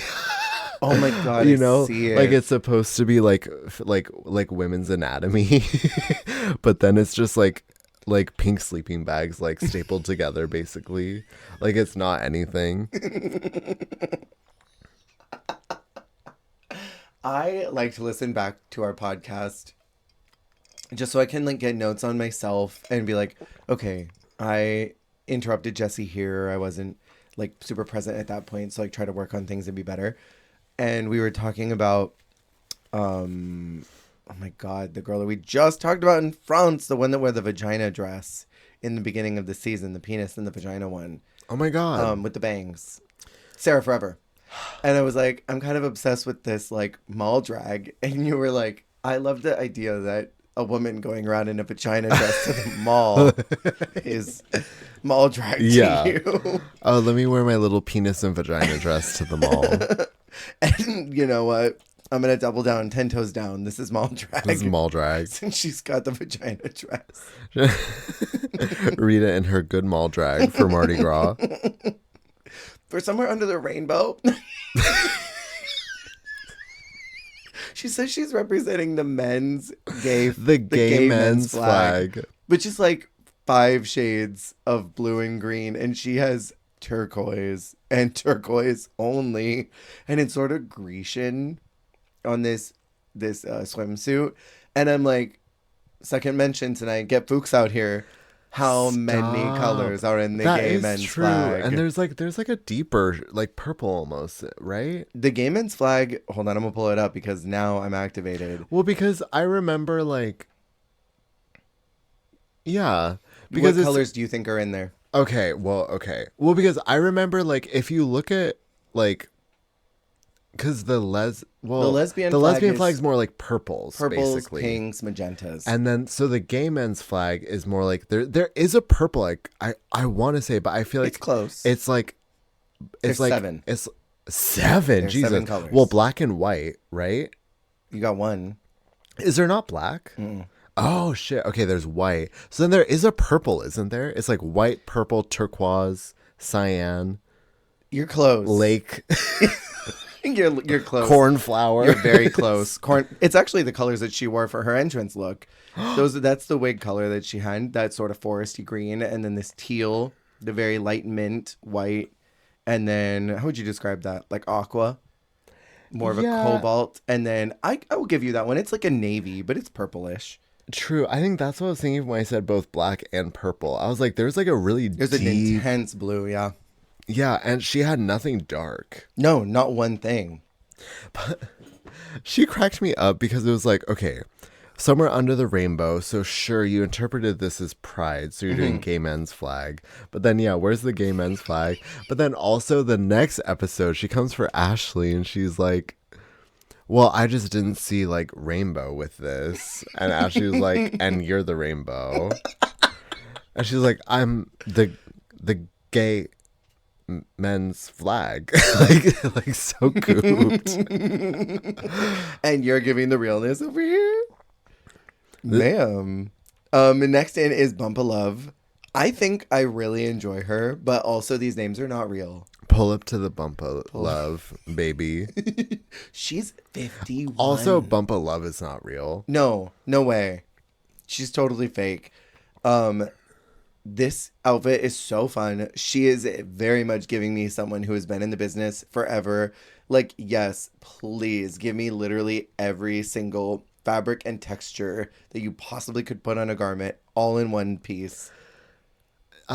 Personality wise, she in the confessionals actually was reminding me sometimes of Pink Shadora. Oh, when she was talking about like her tattoo and stuff. She just has this like certain like branch of like gay above 40 self-love that I am so here for. That like that self-love only comes with age. Yeah. And she's fierce. I also love that Ashley Madison of all people said that she's a little bit delusional. And I'm like, sister, like, please. You're going to be the one that's going to call that out? Okay. But no, she's hilarious. She has these judges cracking up. She has me cracking up. She is hilarious on the runway. Like, blowing kisses. The not doing a finishing pose is hilarious to me. Just walking right off and like immediately like looking like she's trying to stabilize herself to come down the stairs. Yeah. Like, it's so funny, and it reminds me of, okay, cutting ahead, top model. Is it cycle 13 or is it 11? The one with, I think her name is Ashley, but she doesn't want to be a model. She's like one of the like alt punk girls. Oh no, it might be 13. It's the one where they go to Italy. I remember that. Oh no, her name is Lauren. I'm pretty sure her name is Lauren, but she's Dominique's season. She's the girl that doesn't want to be a model, but they have to do a runway walk. And she literally just like, she doesn't stop at all. She just like keeps walking and then like kind of like looks around nervously and then just keeps walking. I know and exactly who you're talking about. Doesn't stop or do a pose or anything. And it's giving me that. And RuPaul does call it out in the next episode. She's like, well, you stop there, and you stop there, and you stop there, but you don't stop back there. What is that? Like, you're stopping everywhere, all over the runway, blowing kisses, doing little waves, like, I'm going to go over here. But then she just scoots herself right off at the end. It's she thinks the curtain's going to close behind her. It's very that energy. Love it. Absolutely love it. In Mardi Gras, I think she looked really cute. She was the pride bot. She was, and I lived. She came in doing the robot. Do you live for the robot? No. You live for when she does it? More Pink Shador parallels. Oh no my God. Control-less. No. It's her it's her performing to No Control-less. I don't love the robot, but it has historical value, so I respect it. Especially for someone who's older, who might not have the capacity to dance in that range. We'll say that. Oh, she doesn't have the range. No, she doesn't have the range. For Somewhere Under the Rainbow, that freaking hot mic of her saying, "Oh, okay, yeah," was so scathing. I'm like, oh damn, she comes out looking crazy. So what do you think? What do you think? What do you think? What do I think? She looks like seaweed. She looks like seaweed washed up. Because it's like she's just like a green bird. Because then I was like, I really went around like the block for this one because I was like, Did you have to take a walk? I was like somewhere under the rainbow. She's in green. Is she a leprechaun? But I just love that she didn't even attempt to clue us in at all. Not even a little bit. She just is like, I'm in this gorgeous dress. It's tailored to me perfectly. It fits my body beautifully. This is what you do. Season 3 of Hispania, you're getting so many call-outs today. It's extraneous. I can barely breathe, but it's just what you have to do when you deliver this caliber of drag.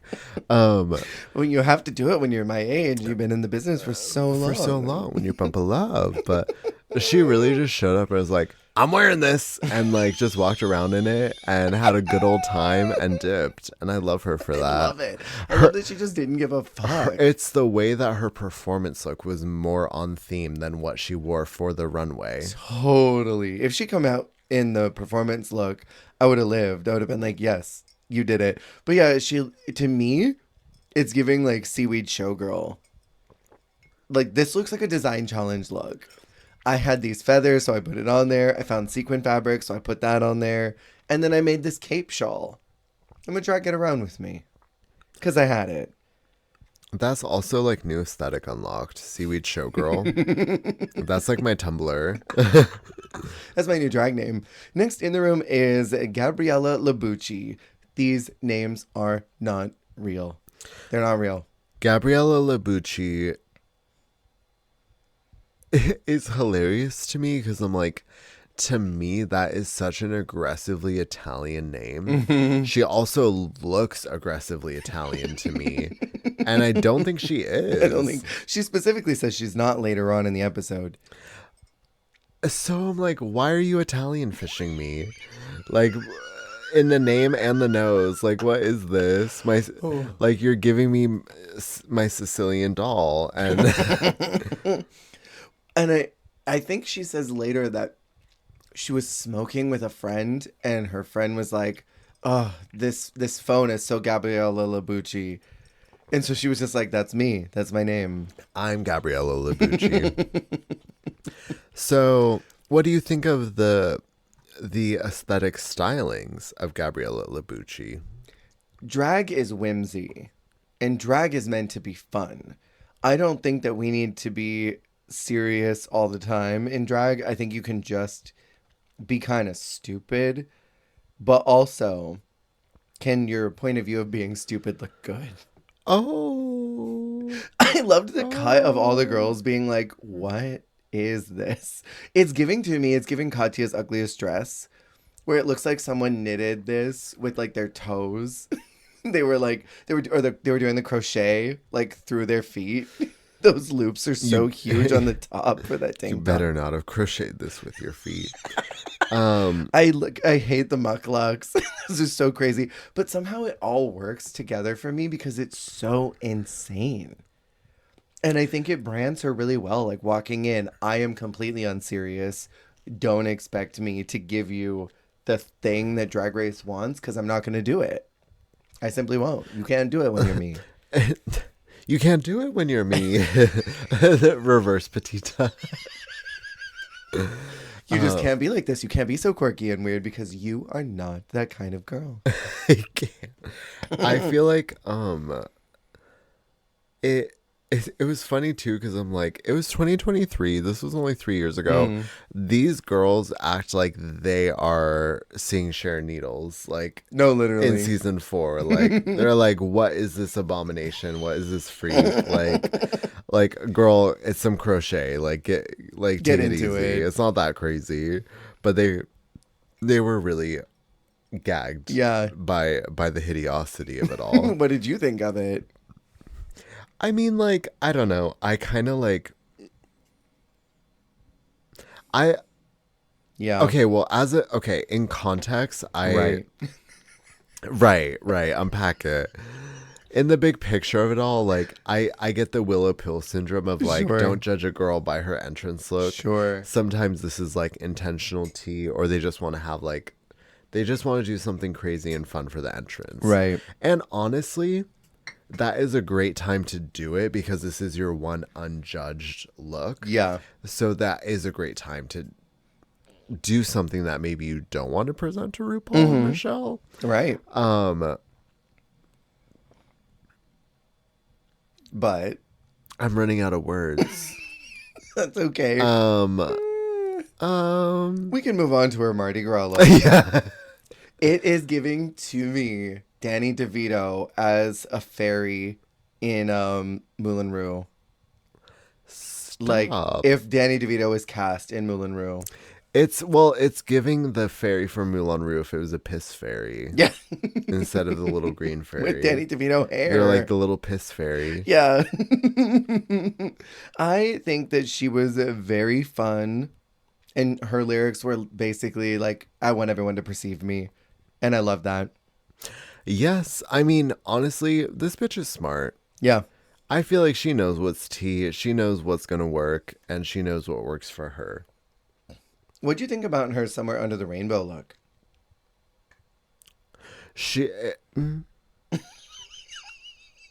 The root needs a touch up. It feels like, how do I say this? In a time before AI was commonplace, this feels like an AI generated rainbow. Because I'm like, what do you mean white, pink, red, taupe, orange, lime, yellow, green, light blue, blue, purple, and then the same two shades of like lavender purple, lavender purple. Folks would hate this. It's like It's like someone asked AI to put a Norma Jean in a rainbow dress. Stop. It's giving you ask your 6-year-old to make a flag for a new country. Yeah. And they're like and they show up with this. Yeah.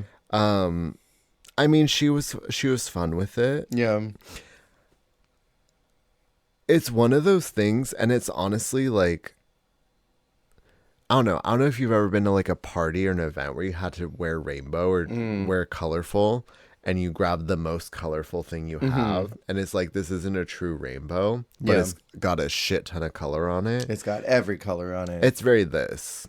Like, this has most of the colors. Right. It's not a rainbow. It's not. It's not any distinguishable color pattern, but it's a shit ton of colors. It's so much color. Week 1 is a little bit of a mess because they don't have a mini, which was... What did you think about that? Week 1, no mini. Week 1, no mini is crazy. Not I'm even sorry. like a We need a photo. photo shoot. Yeah. Especially because we are having a hard time with these girls getting muddled together with the 10-second, not even, the 6-second verses they all had. Like, just one other extra opportunity to kind of set themselves apart would have done everyone a lot of good. Because also, furthermore, the mini challenge next episode is not a great one. No. It's not a like distinctualizing mini challenge to that effect, you know? Yeah. Like, I feel like early episode mini challenges really need to be like a, let me help identify who this girl is compared to everyone else. And then later we can do the kind of just dumb throwaway challenges. But early on, I need to be like, oh, she's funny. I like her. I recognize her now. Totally. We need something that helps them stand out among all the noise of the first episode, which oftentimes moves so fast. Yeah. So they call Hollywood as the winner of the first challenge. I think I agree with that. She was fun. She had a good presence. I think I could have given it to Floor, maybe if her runway made a little more sense to the brief. But I liked Hollywood. And I think this look is everything. I think also, I mean, we'll see what happens. But if I remember correctly, I feel like Hollywood makes sense as a first episode winner more. Just because I feel like they do a little more with her overall storyline. Even though Floor has a lot ahead of her.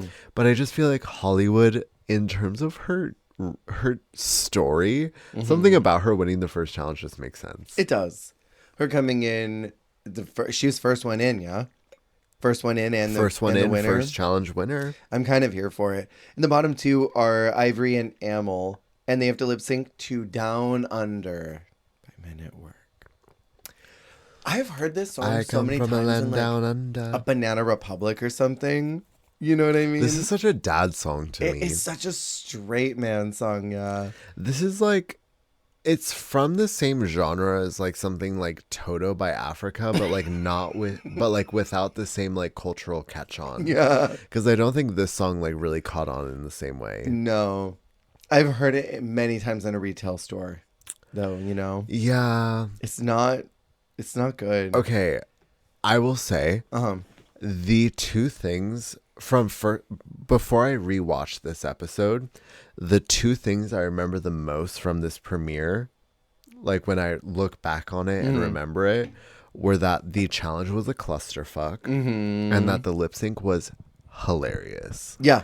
The first time I was watching it, I could not stop laughing. Yeah. Because when Ivana pointed out that they're literally doing the exact same shit, because it's literally like interpretive dance. Like I'm just acting out what the lyrics are describing. Like, no offense, extremely default dance behavior of like, I am just going to act out what the lyrics are describing. I'm going to point. I'm going to pantomime. And I'm going to charade. Identically. But then even the non-things, like them turning at the same time, them putting their hands over their head at the same time. And it's funny because usually it's fierce. Yeah. Like, it's like, oh my God, they're doing the same moves. Like, they're in sync. Stupid Girls. Yeah. Laganja Jocelyn. Yeah. Or like Supernova with Monet and Shay. Mm-hmm. But in this case, it was just literally like meme. Like they're both doing like such like a default like mid lip sync, and they just keep catching the same like moves and beats. It was totally so funny to me. It was low-key hilarious. But Ivory looked like she was having a great time. She was so excited. She was. I think that helped renew some of her energy that immediately trickled out.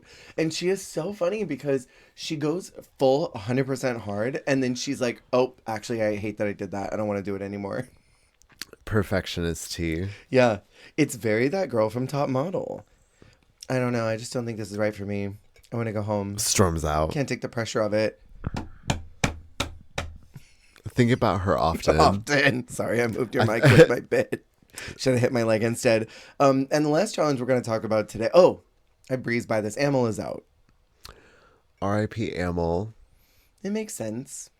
It makes sense. And honestly, if she had gotten to like a acting challenge or something, Rue would have shot her. Like, completely.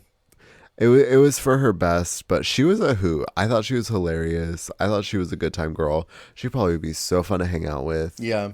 She seems fun. Episode 2, the last one we're going to talk about is called Muriel's Betting. And the immediate story is about how Ivory is going to be sent home. Hey, Ivory, your days are numbered. Flop. Hey, Ivory, remember how we said your verse was going to be bad? It was. And what do you think about that now, Diva?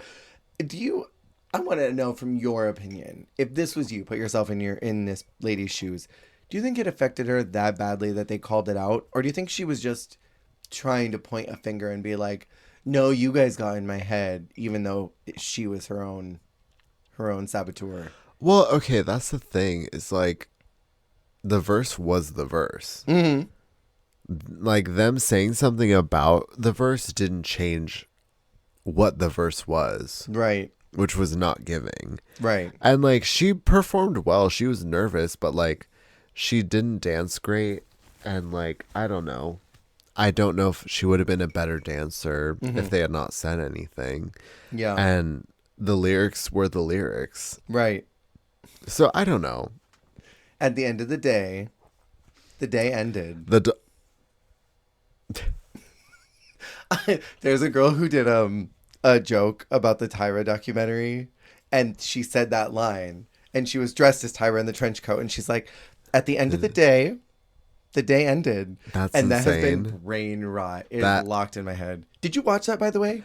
I haven't. No, because I'm terrified. I think same thing I already told you. I'm afraid that it's going to be Tyra apologist rage bait. Because everything I've seen already has kind of pissed me off. Yeah, it will. And I'm like, I don't want to like feel sympathetic to this bitch that like carves out the bread from her bagels. Like, she can choke.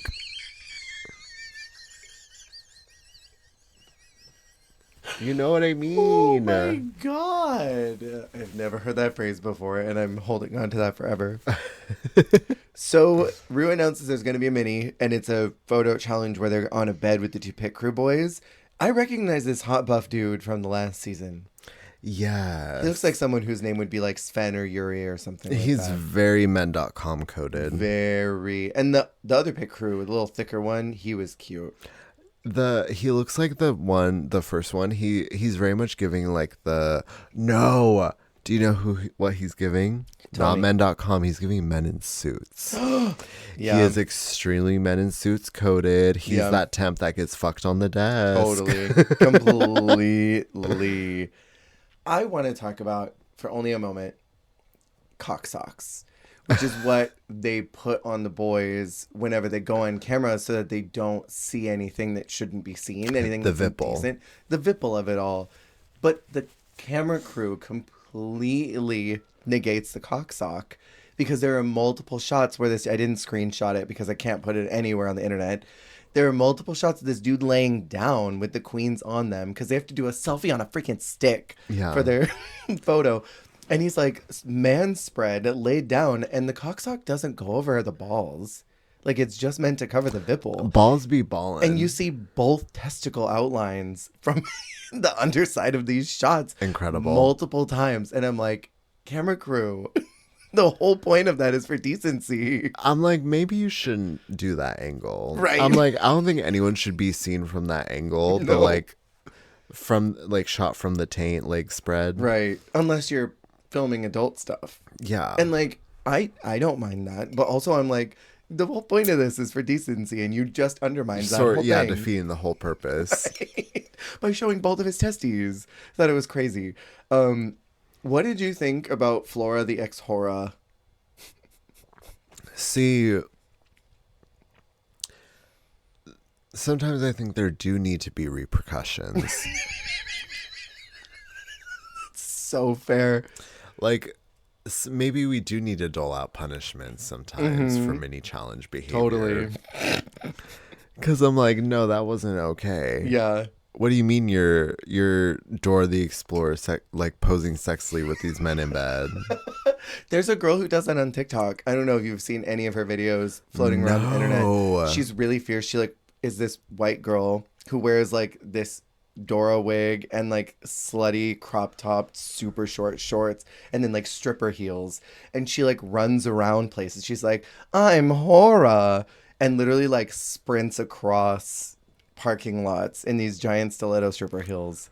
It's manic. It was giving me her. That is insane. It is. I'll try to find something. Thinking of Bianca Del Rio doing Dora the Explorer. Snatch game. You know what I found crazy though was when Rue told Ivory that her spanking poses were inappropriate because it's a quote unquote family show. I'm like, Since when? since when? Right? But then Ivana asks the pit crew to Eiffel Tower her, and Rue just laughs. And I'm like, oh, so Eiffel Towering's fine for a family? Ivana was horny. She told them to Eiffel Tower her. She did the picture. She's like, okay, now without the underwear. Like, I'm like, girl, I know you're dying for I it. know. Gabriella is called as the winner, and I just think that she won because Rue likes her name. She likes to say her name. Gabriella Labucci. It Yeah. kills me every time. It like slowly withers away my soul. Oh, it's like it's like -1 health each time. Every time It's like a damage. bind or something, like a per turn, like damage health reducer. It's poison. Yeah. I've got that constant status It's poopy effect. poison. Poopy poison, but it's the old Gen 1 poison where even when you're in the pocket, you're still taking Yeah, every damage. step where it's like the Very. And they're told that they're going to use the materials they're sitting on. Hated that. I know, I was like, ew. All this ugly shit, but then there's like a cabinet behind them and there's clothes underneath this bed. I know. I think it was Ivis was the first one to clock. She was like, I'm going straight to the cabinet, which is smart, but also kind of a gamble. Because I'm like, well, what if what's in the cabinet is ugly? Yeah. Because like no one took the pink silk sheets right away, which I'm like, I mean, that's I don't know. Better the devil you know, in my opinion. Like, Right. I'd rather just like grab a ton of fabric that I can recognize and see is something versus like, okay, let me go find some fabric that no one else has found yet and Yeah. hope it's better. Totally. They are also told that they get to choose a character, which I think is fun. Yes. Okay. That is a cute concept because, yeah, it's wedding, but you don't have to just be the bride. You can be the bride, the bridesmaid, the flower girl, mother of the bride. There were some Ring good bearer. concepts in here. I really liked them. The only story that really popped up is that Ashley and Ivory are a little bit in a feud state with each other. And I'm sorry, using the same fabric? Yeah. I feel like that this is not like doing the same Snatch Game character where you prepared that ahead of time. You were in the same room, you had the same resources available to you. Choosing the same fabric that has already been chosen by someone else is just a little crazy behavior. Insane. I would have scrapped it. I would have been like, no, I'm not gonna have it. But Ivory takes her moment and she's like, hey Ashley, so I heard what you had to say about Rue. I have something you don't. Just a little bit of taste. You don't have a single bit of taste, babe. So we'll see what looks like fashion and, you know, off the rack. Crazy. And then immediately crumbles and like passes out. I know. I respect her for having her little moment of like, I'm gonna get you good, girl. Yeah. I'm sad it didn't work out for her, but hey, at least Ashley was only safe. Yeah. She was so gagged though. She was just like, okay. Like she was not expecting her to come at her sideways like that. For real. Well, and that was the thing too. She probably was like, oh, I got this bitch. But then Ivory was like, you know what? Fuck you. Essentially. And Ashley's like, I'm just trying to cross stitch right now. Where did this come from? Okay, so let's get into these looks. We can go through them pretty quick because I don't think there was anything super groundbreaking. I mean, it wasn't the biggest thrill. No, we have Ivana Drink as the monster-in-law. It very much looks monster-in-law to me. It does. You know, in the workroom, she noted that the white fabric was too thin. Which it is. She didn't have enough time to sew a lining, which I get. That looks like a tricky dress to line. It's got a slit. Honestly, the dress itself is pretty impressive. Those nice straps, that slit, very like other woman tee. But yeah, it's just too thin. And I agree with what they said about the cape. It not being steamed. You can see those like fold lines. Yeah.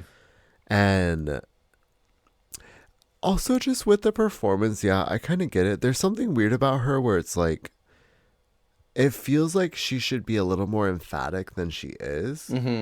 Because she just seems a little like, I don't know. Like someone put a gun to her head and made her audition. She doesn't come across as like excited or like invested as she actually is. Right. Because you can tell that she's there and she's locked in, but she like is a little like restrained. Yeah, fully. She's not super present. Then we have Rita Menu as the flower girl. Looking so junior. I'm sorry, but when they said, after they excused the girls and they said she looked like the barmaid from Shrek. At least they waited until she wasn't there to say that. I wonder what her face was like at the viewing party. Do you think her face cracked? Do you think she just quit Drag Right in that But I'm moment? like, was she wrong for saying that? Because No. that was such a devastatingly succinct read. It was giving so Shrek 2T. It is Wasn't it Rue that said that too? It is. Was it? It was so I Need a Hero sequence. It really was. All that I want, hero. I swear it was Rue because I was so gagged. I'm like, Rue has seen Shrek. And also, even in the beginning, Rue was sending me because she tried for 0.5 seconds to navigate it gently, where she was like, I just want it bigger. I just want it more. Because, you know, she's trying to say, you're bigger, make everything bigger. And she was doing it gently for a while. And then she said, you know, your thick shoulders. Of all things, your thick shoulders. She was like, you know what? Why am I being subtle? I don't need to be. Well, you know, you're so thick and dense. You just need to balance that out. Girl, they're so fat phobic with you. It was giving when Michelle was like, "You're a big girl." I am. You have big shoulders. Yeah. And big hips. I do. It was very that. It was just like, damn, like rip her apart, I guess. Ashley Madison is the jealous sister of the bride. Kind of hilarious that Ivory chose to be the bride. What do you think about this look? I mean, yeah, it's a dress. To me, it looks like they said, tonight you have to design a Diana Ross dress. And she was Ooh. like, I got you. And then made this. Like it looks like what a drag queen would think of when they were trying to make a Diana Ross dress. Okay, now what do you think about this hair? It's a problem because, okay, it looks like whenever it was made that they pinned it really tight to the wig head. And they put this band sometimes when you're trying to tease things so that you don't ruin your lace. It's this like white band that's almost like tape that protects the lace, and you pin that into your wig head. It looks like someone put that just like 2 inches too high so that when they were teasing it and they took it off, it was just flat to the wig head. And then there's all this volume above it. It's so jarring. And then it looks like it fell, like it toppled because there was too much volume built into it. It looks like it's collapsing on itself in the front. And I mean, it even just sent me because she was like, oh, well, I'm giving RuPaul with the wig. And then, like, they were all like, this is why you don't, like, perm your own hair. Like, just throwing crazy shade on that wig. This could have been the bottom look with Ivory. It could have been the two of them. But I understand why it wasn't. But, okay, also, it was just funny because when she was called Safe, and she was like, I just don't understand, like, I'm safe and I'm with these two looks and I feel like they were two of the worst of the night. And I'm like, you're so close. You're almost there, sister. Like, you're so close to putting it together. You're so close. That's so funny. Last thing I'll say, it's very Drag Race Belgium to me. Not Belgium. Not Belgium. And then Ivory Glaze is the bride. And Rue asks her if her husband likes her boobs that are in the wrong places, and goes further to say that they look like they're in different hemispheres. The titties are in different hemispheres. And yeah, she's like, do you know who you're marrying? Does he like your droopy titties? I would have loved if she had realized that her dress was so awful and so badly proportioned and just made a character out of it, which I know is just code for I did this bad, but at least it might save it. Like, you're this trashy girl who made your own dress and you thought you were sickening, but you literally look like you're about to go to Vegas and have a shotgun wedding. And okay, consider this. I would say if you are a character queen approaching a or a sewing challenge and you just throw on a character, that is maybe a cop-out. Yeah. But if you are someone who maybe needs to break through personality-wise and leaning into a character for a sewing challenge, that's not the worst avenue. Totally. Because, like, I don't know. That's maybe a way to incorporate critique or sort of give a little diversity compared to just defaulting to what's easy. Totally. I did not like this shape at all. It is so bizarre. It looks like she lost control of all of it. It's just one of those things where it's like, well, I think she said she's not necessarily like a seamstress, but she knows like construction. But it's one of those things of like, I understand the wanting to create volume. And it just really felt like she was trying to create a full skirt and it looked like that. Yeah. And like in me learning to sew, I understand the same journey of like, I want this to be full. I want this to be voluminous. I want this to be puffy. Right. And then I try to do that and it looks something like this. Where it's just sort of like a ridge or like a hump or like, I mean, it's sort of like hair.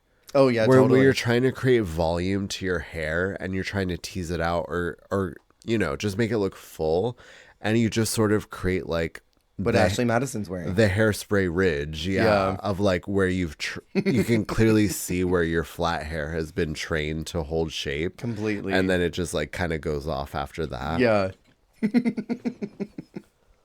Next up is Bumpalove as another monster-in-law, and she says that she's trying to be a MILF who is looking for a man that is around there that she can go and mess around with.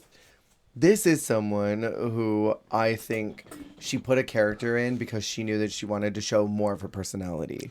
Yes. She was like, let me give it to y'all. Well, because also like this was a character added to, well, it made the look make more sense, but the look itself wasn't lacking. No. But it helped tie it all together. Yeah, I enjoy that it literally looks like a hoochie dress. That she showed up at the wedding and was like, I'm a MILF, I'm a cougar.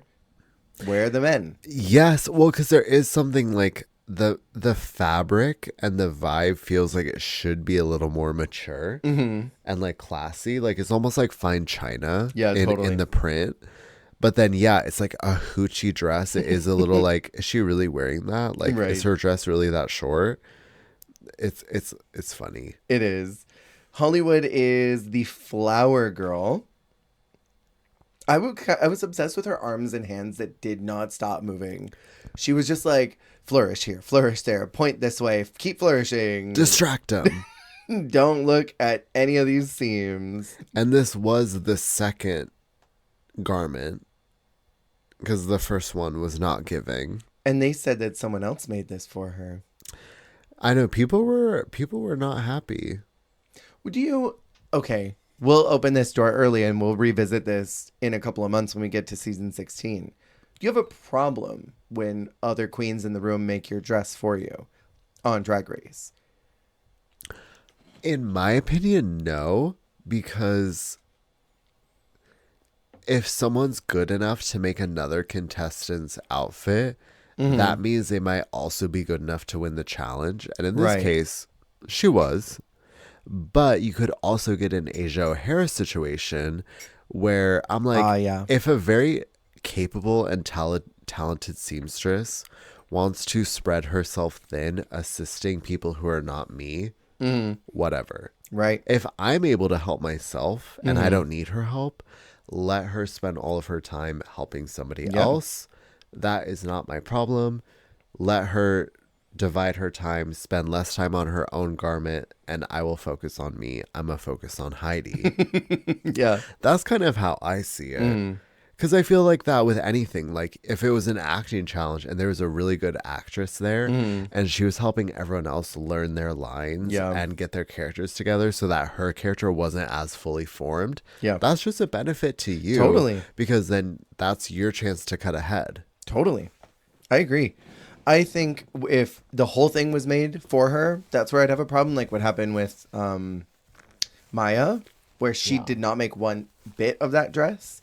But in a situation like this, where she says that she did a lot of the work and Isis just finished it for her, I'm like, yeah, fine, whatever. And my perspective of it is you wouldn't be mad if you would be able to make a dress better than them two. Yeah. But the people who are mad are the people who were outdressed by the girl who had her dress made by her.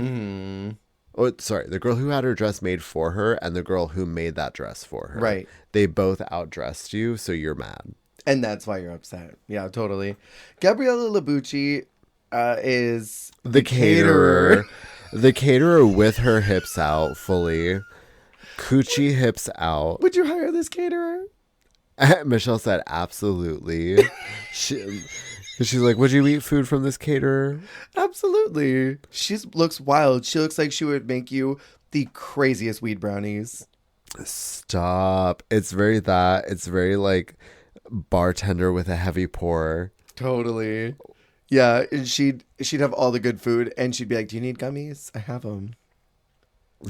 I got them for you, babe. If you need them, let me know. She's like, these are the regular brownies, but if you want fun ones, I also have those too. Under the table, of course. The bride doesn't know. Please don't tell her. Fierce. I mean, it's a rotten look. It's giving me such sewing challenge. But why do I not hate it? Like, why is this working for me somehow? It's not the worst. I'm just mad that I'm like, honestly, my only thing with her was like, I just thought she was going to be a great seamstress. I thought she might I as thought well. she made her entrance look. Yeah. And then it's one of those things where it's like, oh, you can't sew? Like, but you give that.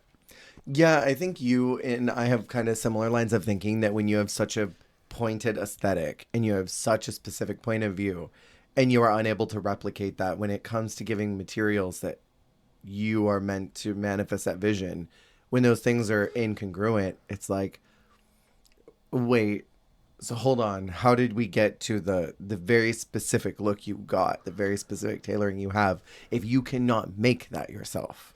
Because, like, okay, I think even Naomi said that she's not a seamstress, Mm-hmm. but she's always made it work Mm-hmm. and won those challenges. Yeah. Or at least been in the top. Right. Like, she won the makeover challenge, and then she did great in the sewing challenge, except for the boat. We don't talk about the boat. The boat we won't talk But like about. that paper dress she made, that was a blueprint to a future RuPaul look. Like, Right. No, literally. and it's one of those things where it's like, even if you can't sew, I feel like you have enough of like a, well, I can get this together kind of thing. I know what I'm doing. Where it's like, I don't know, an artist can sort of create a medium and tools that aren't even their own if they understand like the art itself. Totally. I'm not saying that like fashion queens who can't sew don't understand fashion. That's not what I mean. But it's like, I guess I just sort of see it as like, if you're like, oh, I'm a dancing queen, and then you come out and then you have your 4 backup dancers dance in front of you. Yeah. And it's like, well, they're dancing. Right. And it's like, you can appreciate dancing, but it's like, I feel like you have to also have like a certain amount of like stake in it to also like, I don't know. I hear what you mean, though. I just feel like it's like articulating it in your own way, like physically, is like part of like that whole journey to me. Yeah, no, I hear you. I agree. I think she was unable to articulate it the way that I think you would expect her to do. Yes. Yes. And then Isis Avis Loren is also the bride, looking incredible. She did a little lore dump earlier with Raven in the room that she has done bridal, and that set up very high expectations that she followed through on. Yes. Incredibly so. You know what my favorite part of her entire runway was? What? When Reese was like, not since Princess Diana. And Michelle's like, what? Reese? Looked so dead. Sent Michelle being RuPaul into like- hysterics. Sent RuPaul into a proper wheeze. Michelle being like, Reese, no. It was so I funny. lived. She looks great. What did you think about the eyeshadow? Because Michelle did not like it, but I at least got what she was doing because she was connecting to me. I was seeing like the eyeshadow connected to the sash. Oh, I see that. There's really big color block that's happening in the front, also mirrored on the eyeshadow. Yeah, I think my problem is that I don't have so much of an issue with the eyeshadow. It's that the blush is so intense. She's got that blush blindness. Ooh. And I'm like, if you are going to go crazy on the blush, you have to go soft on the eyes. If you're going to go crazy on the eyes, you have to go soft on the blush. Unless you're like a Trixie Mattel type of a girl who just does all of it. And she's not a Trixie Mattel girl. She's like doing some pretty subtle lower half of her face, but then that blush is crazy. It looks dirty and muddy. Well, because she said she was going for that Pat McGrath mug. Whoever that is. Love their You're work. like Pat Benatar? I really like the neck so much. That bodice, I think any bride would want to wear that bodice. And also, I think RuPaul pointed out she was the only bitch with a veil.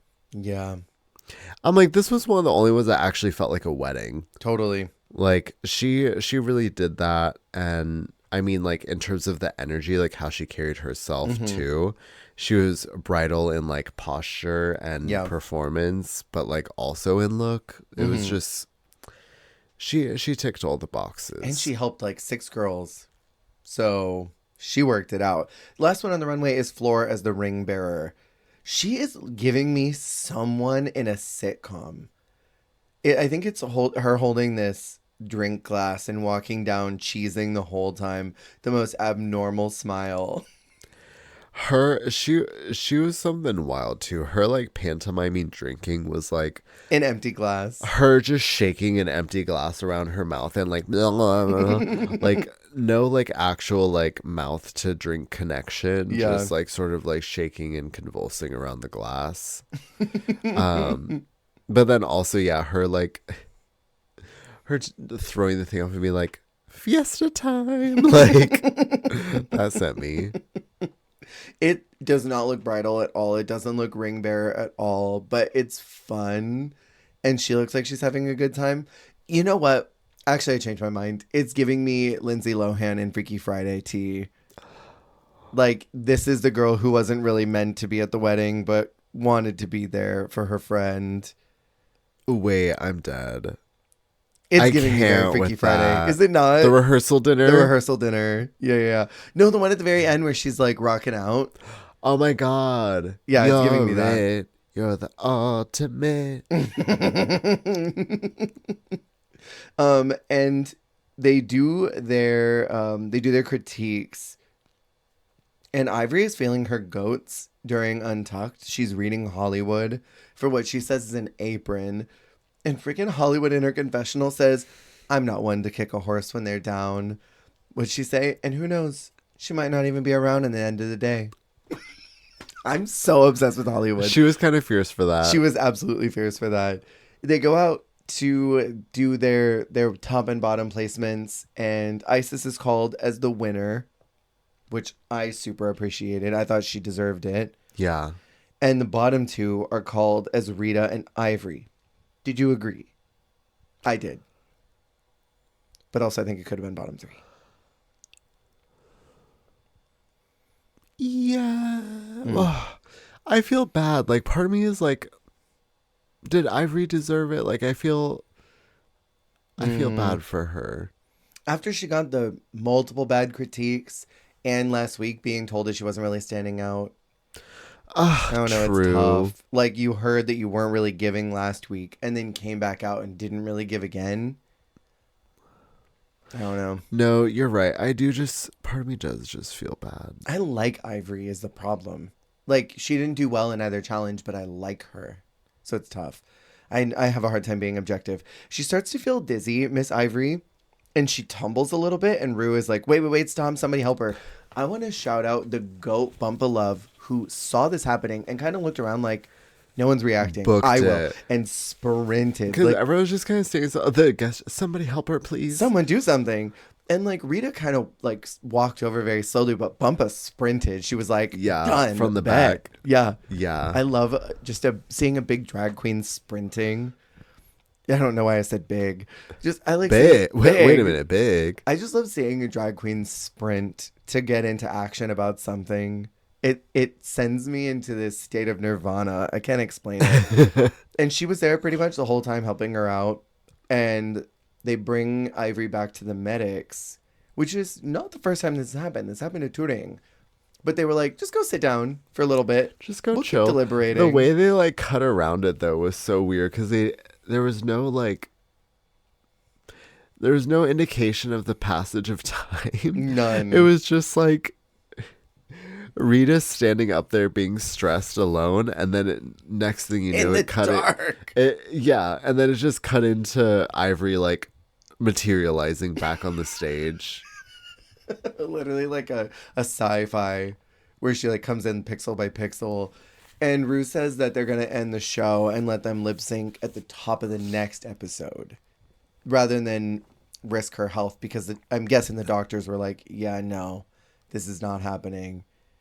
And I'm sure they didn't want to reshoot and be like, all right, well, let's call a different bottom. Could you imagine, though? I also just love the way that the way she said it. I'm ending the show now. Not we're gonna postpone things. She said, I'm ending the show now. That was wild, the way that she ended that. She was just breaking this production stuff. What is with Down Under and the second episode lip sync re-recording curse?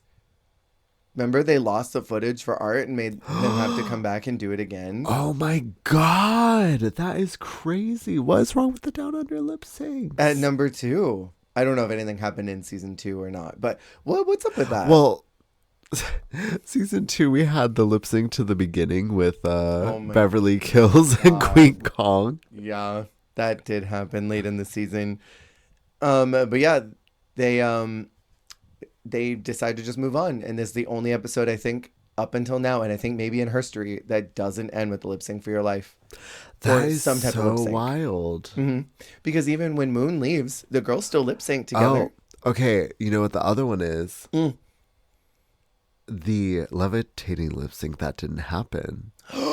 When at the end of Snatch Game. I forgot about that. Because that should have been a celebratory lip sync. Yeah. Apparently, if that's true, that Deja Sky did a lip sync to Levitating. They all claim that it was true. So if she really did one at the end, and that never happened. But also, why have we not gotten a lip sync to Levitating again? Oh, honestly. If you already paid for the rights, that song is a fucking bop. It's a bop.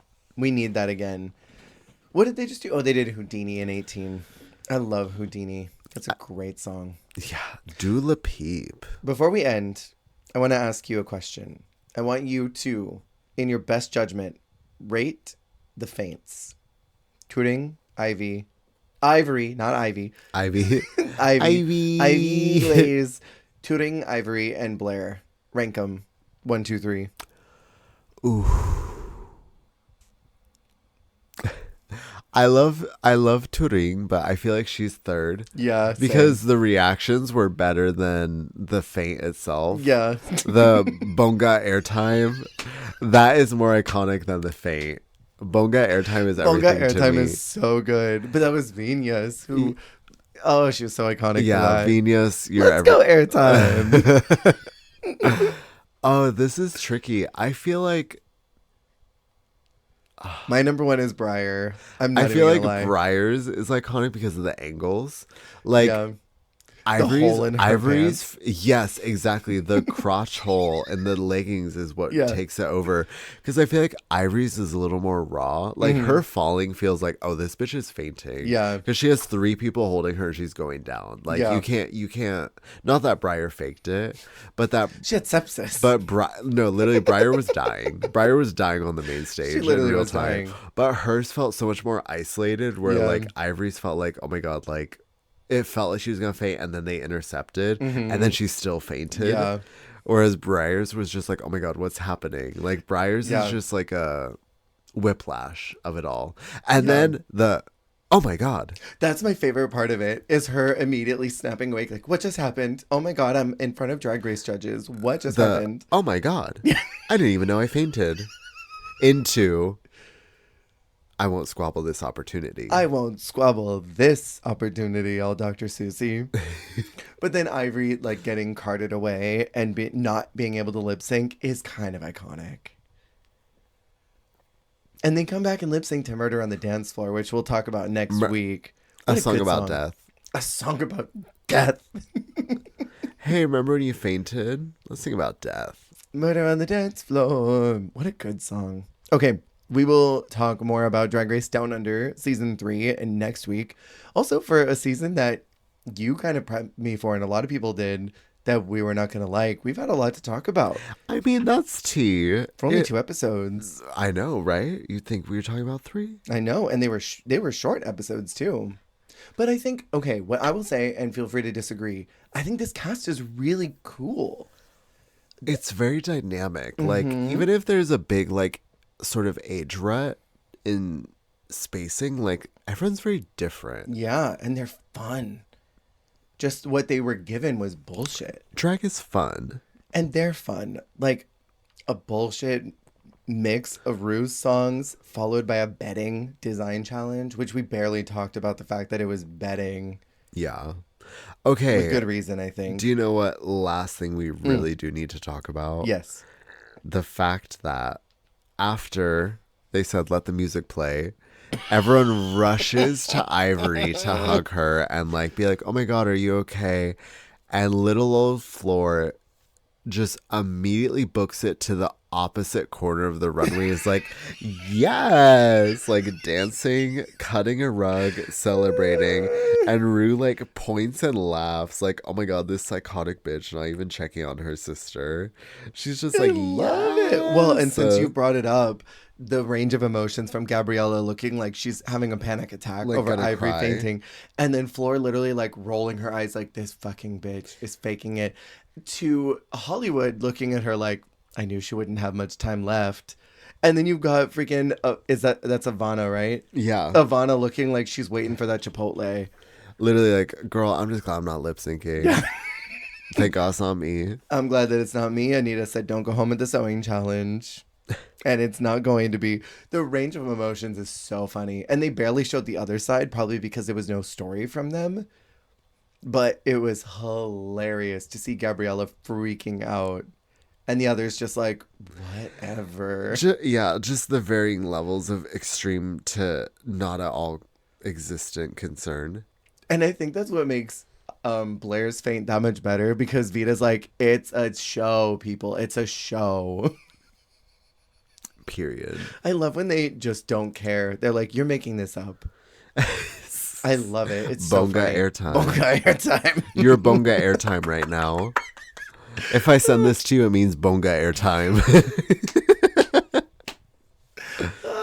Thank you all so much for listening. We will chat more about Drag Race Down Under Season 3 next week. Remember, you're doing a great job. You're doing the best you can, and that is all you can do. Goodbye. Bye.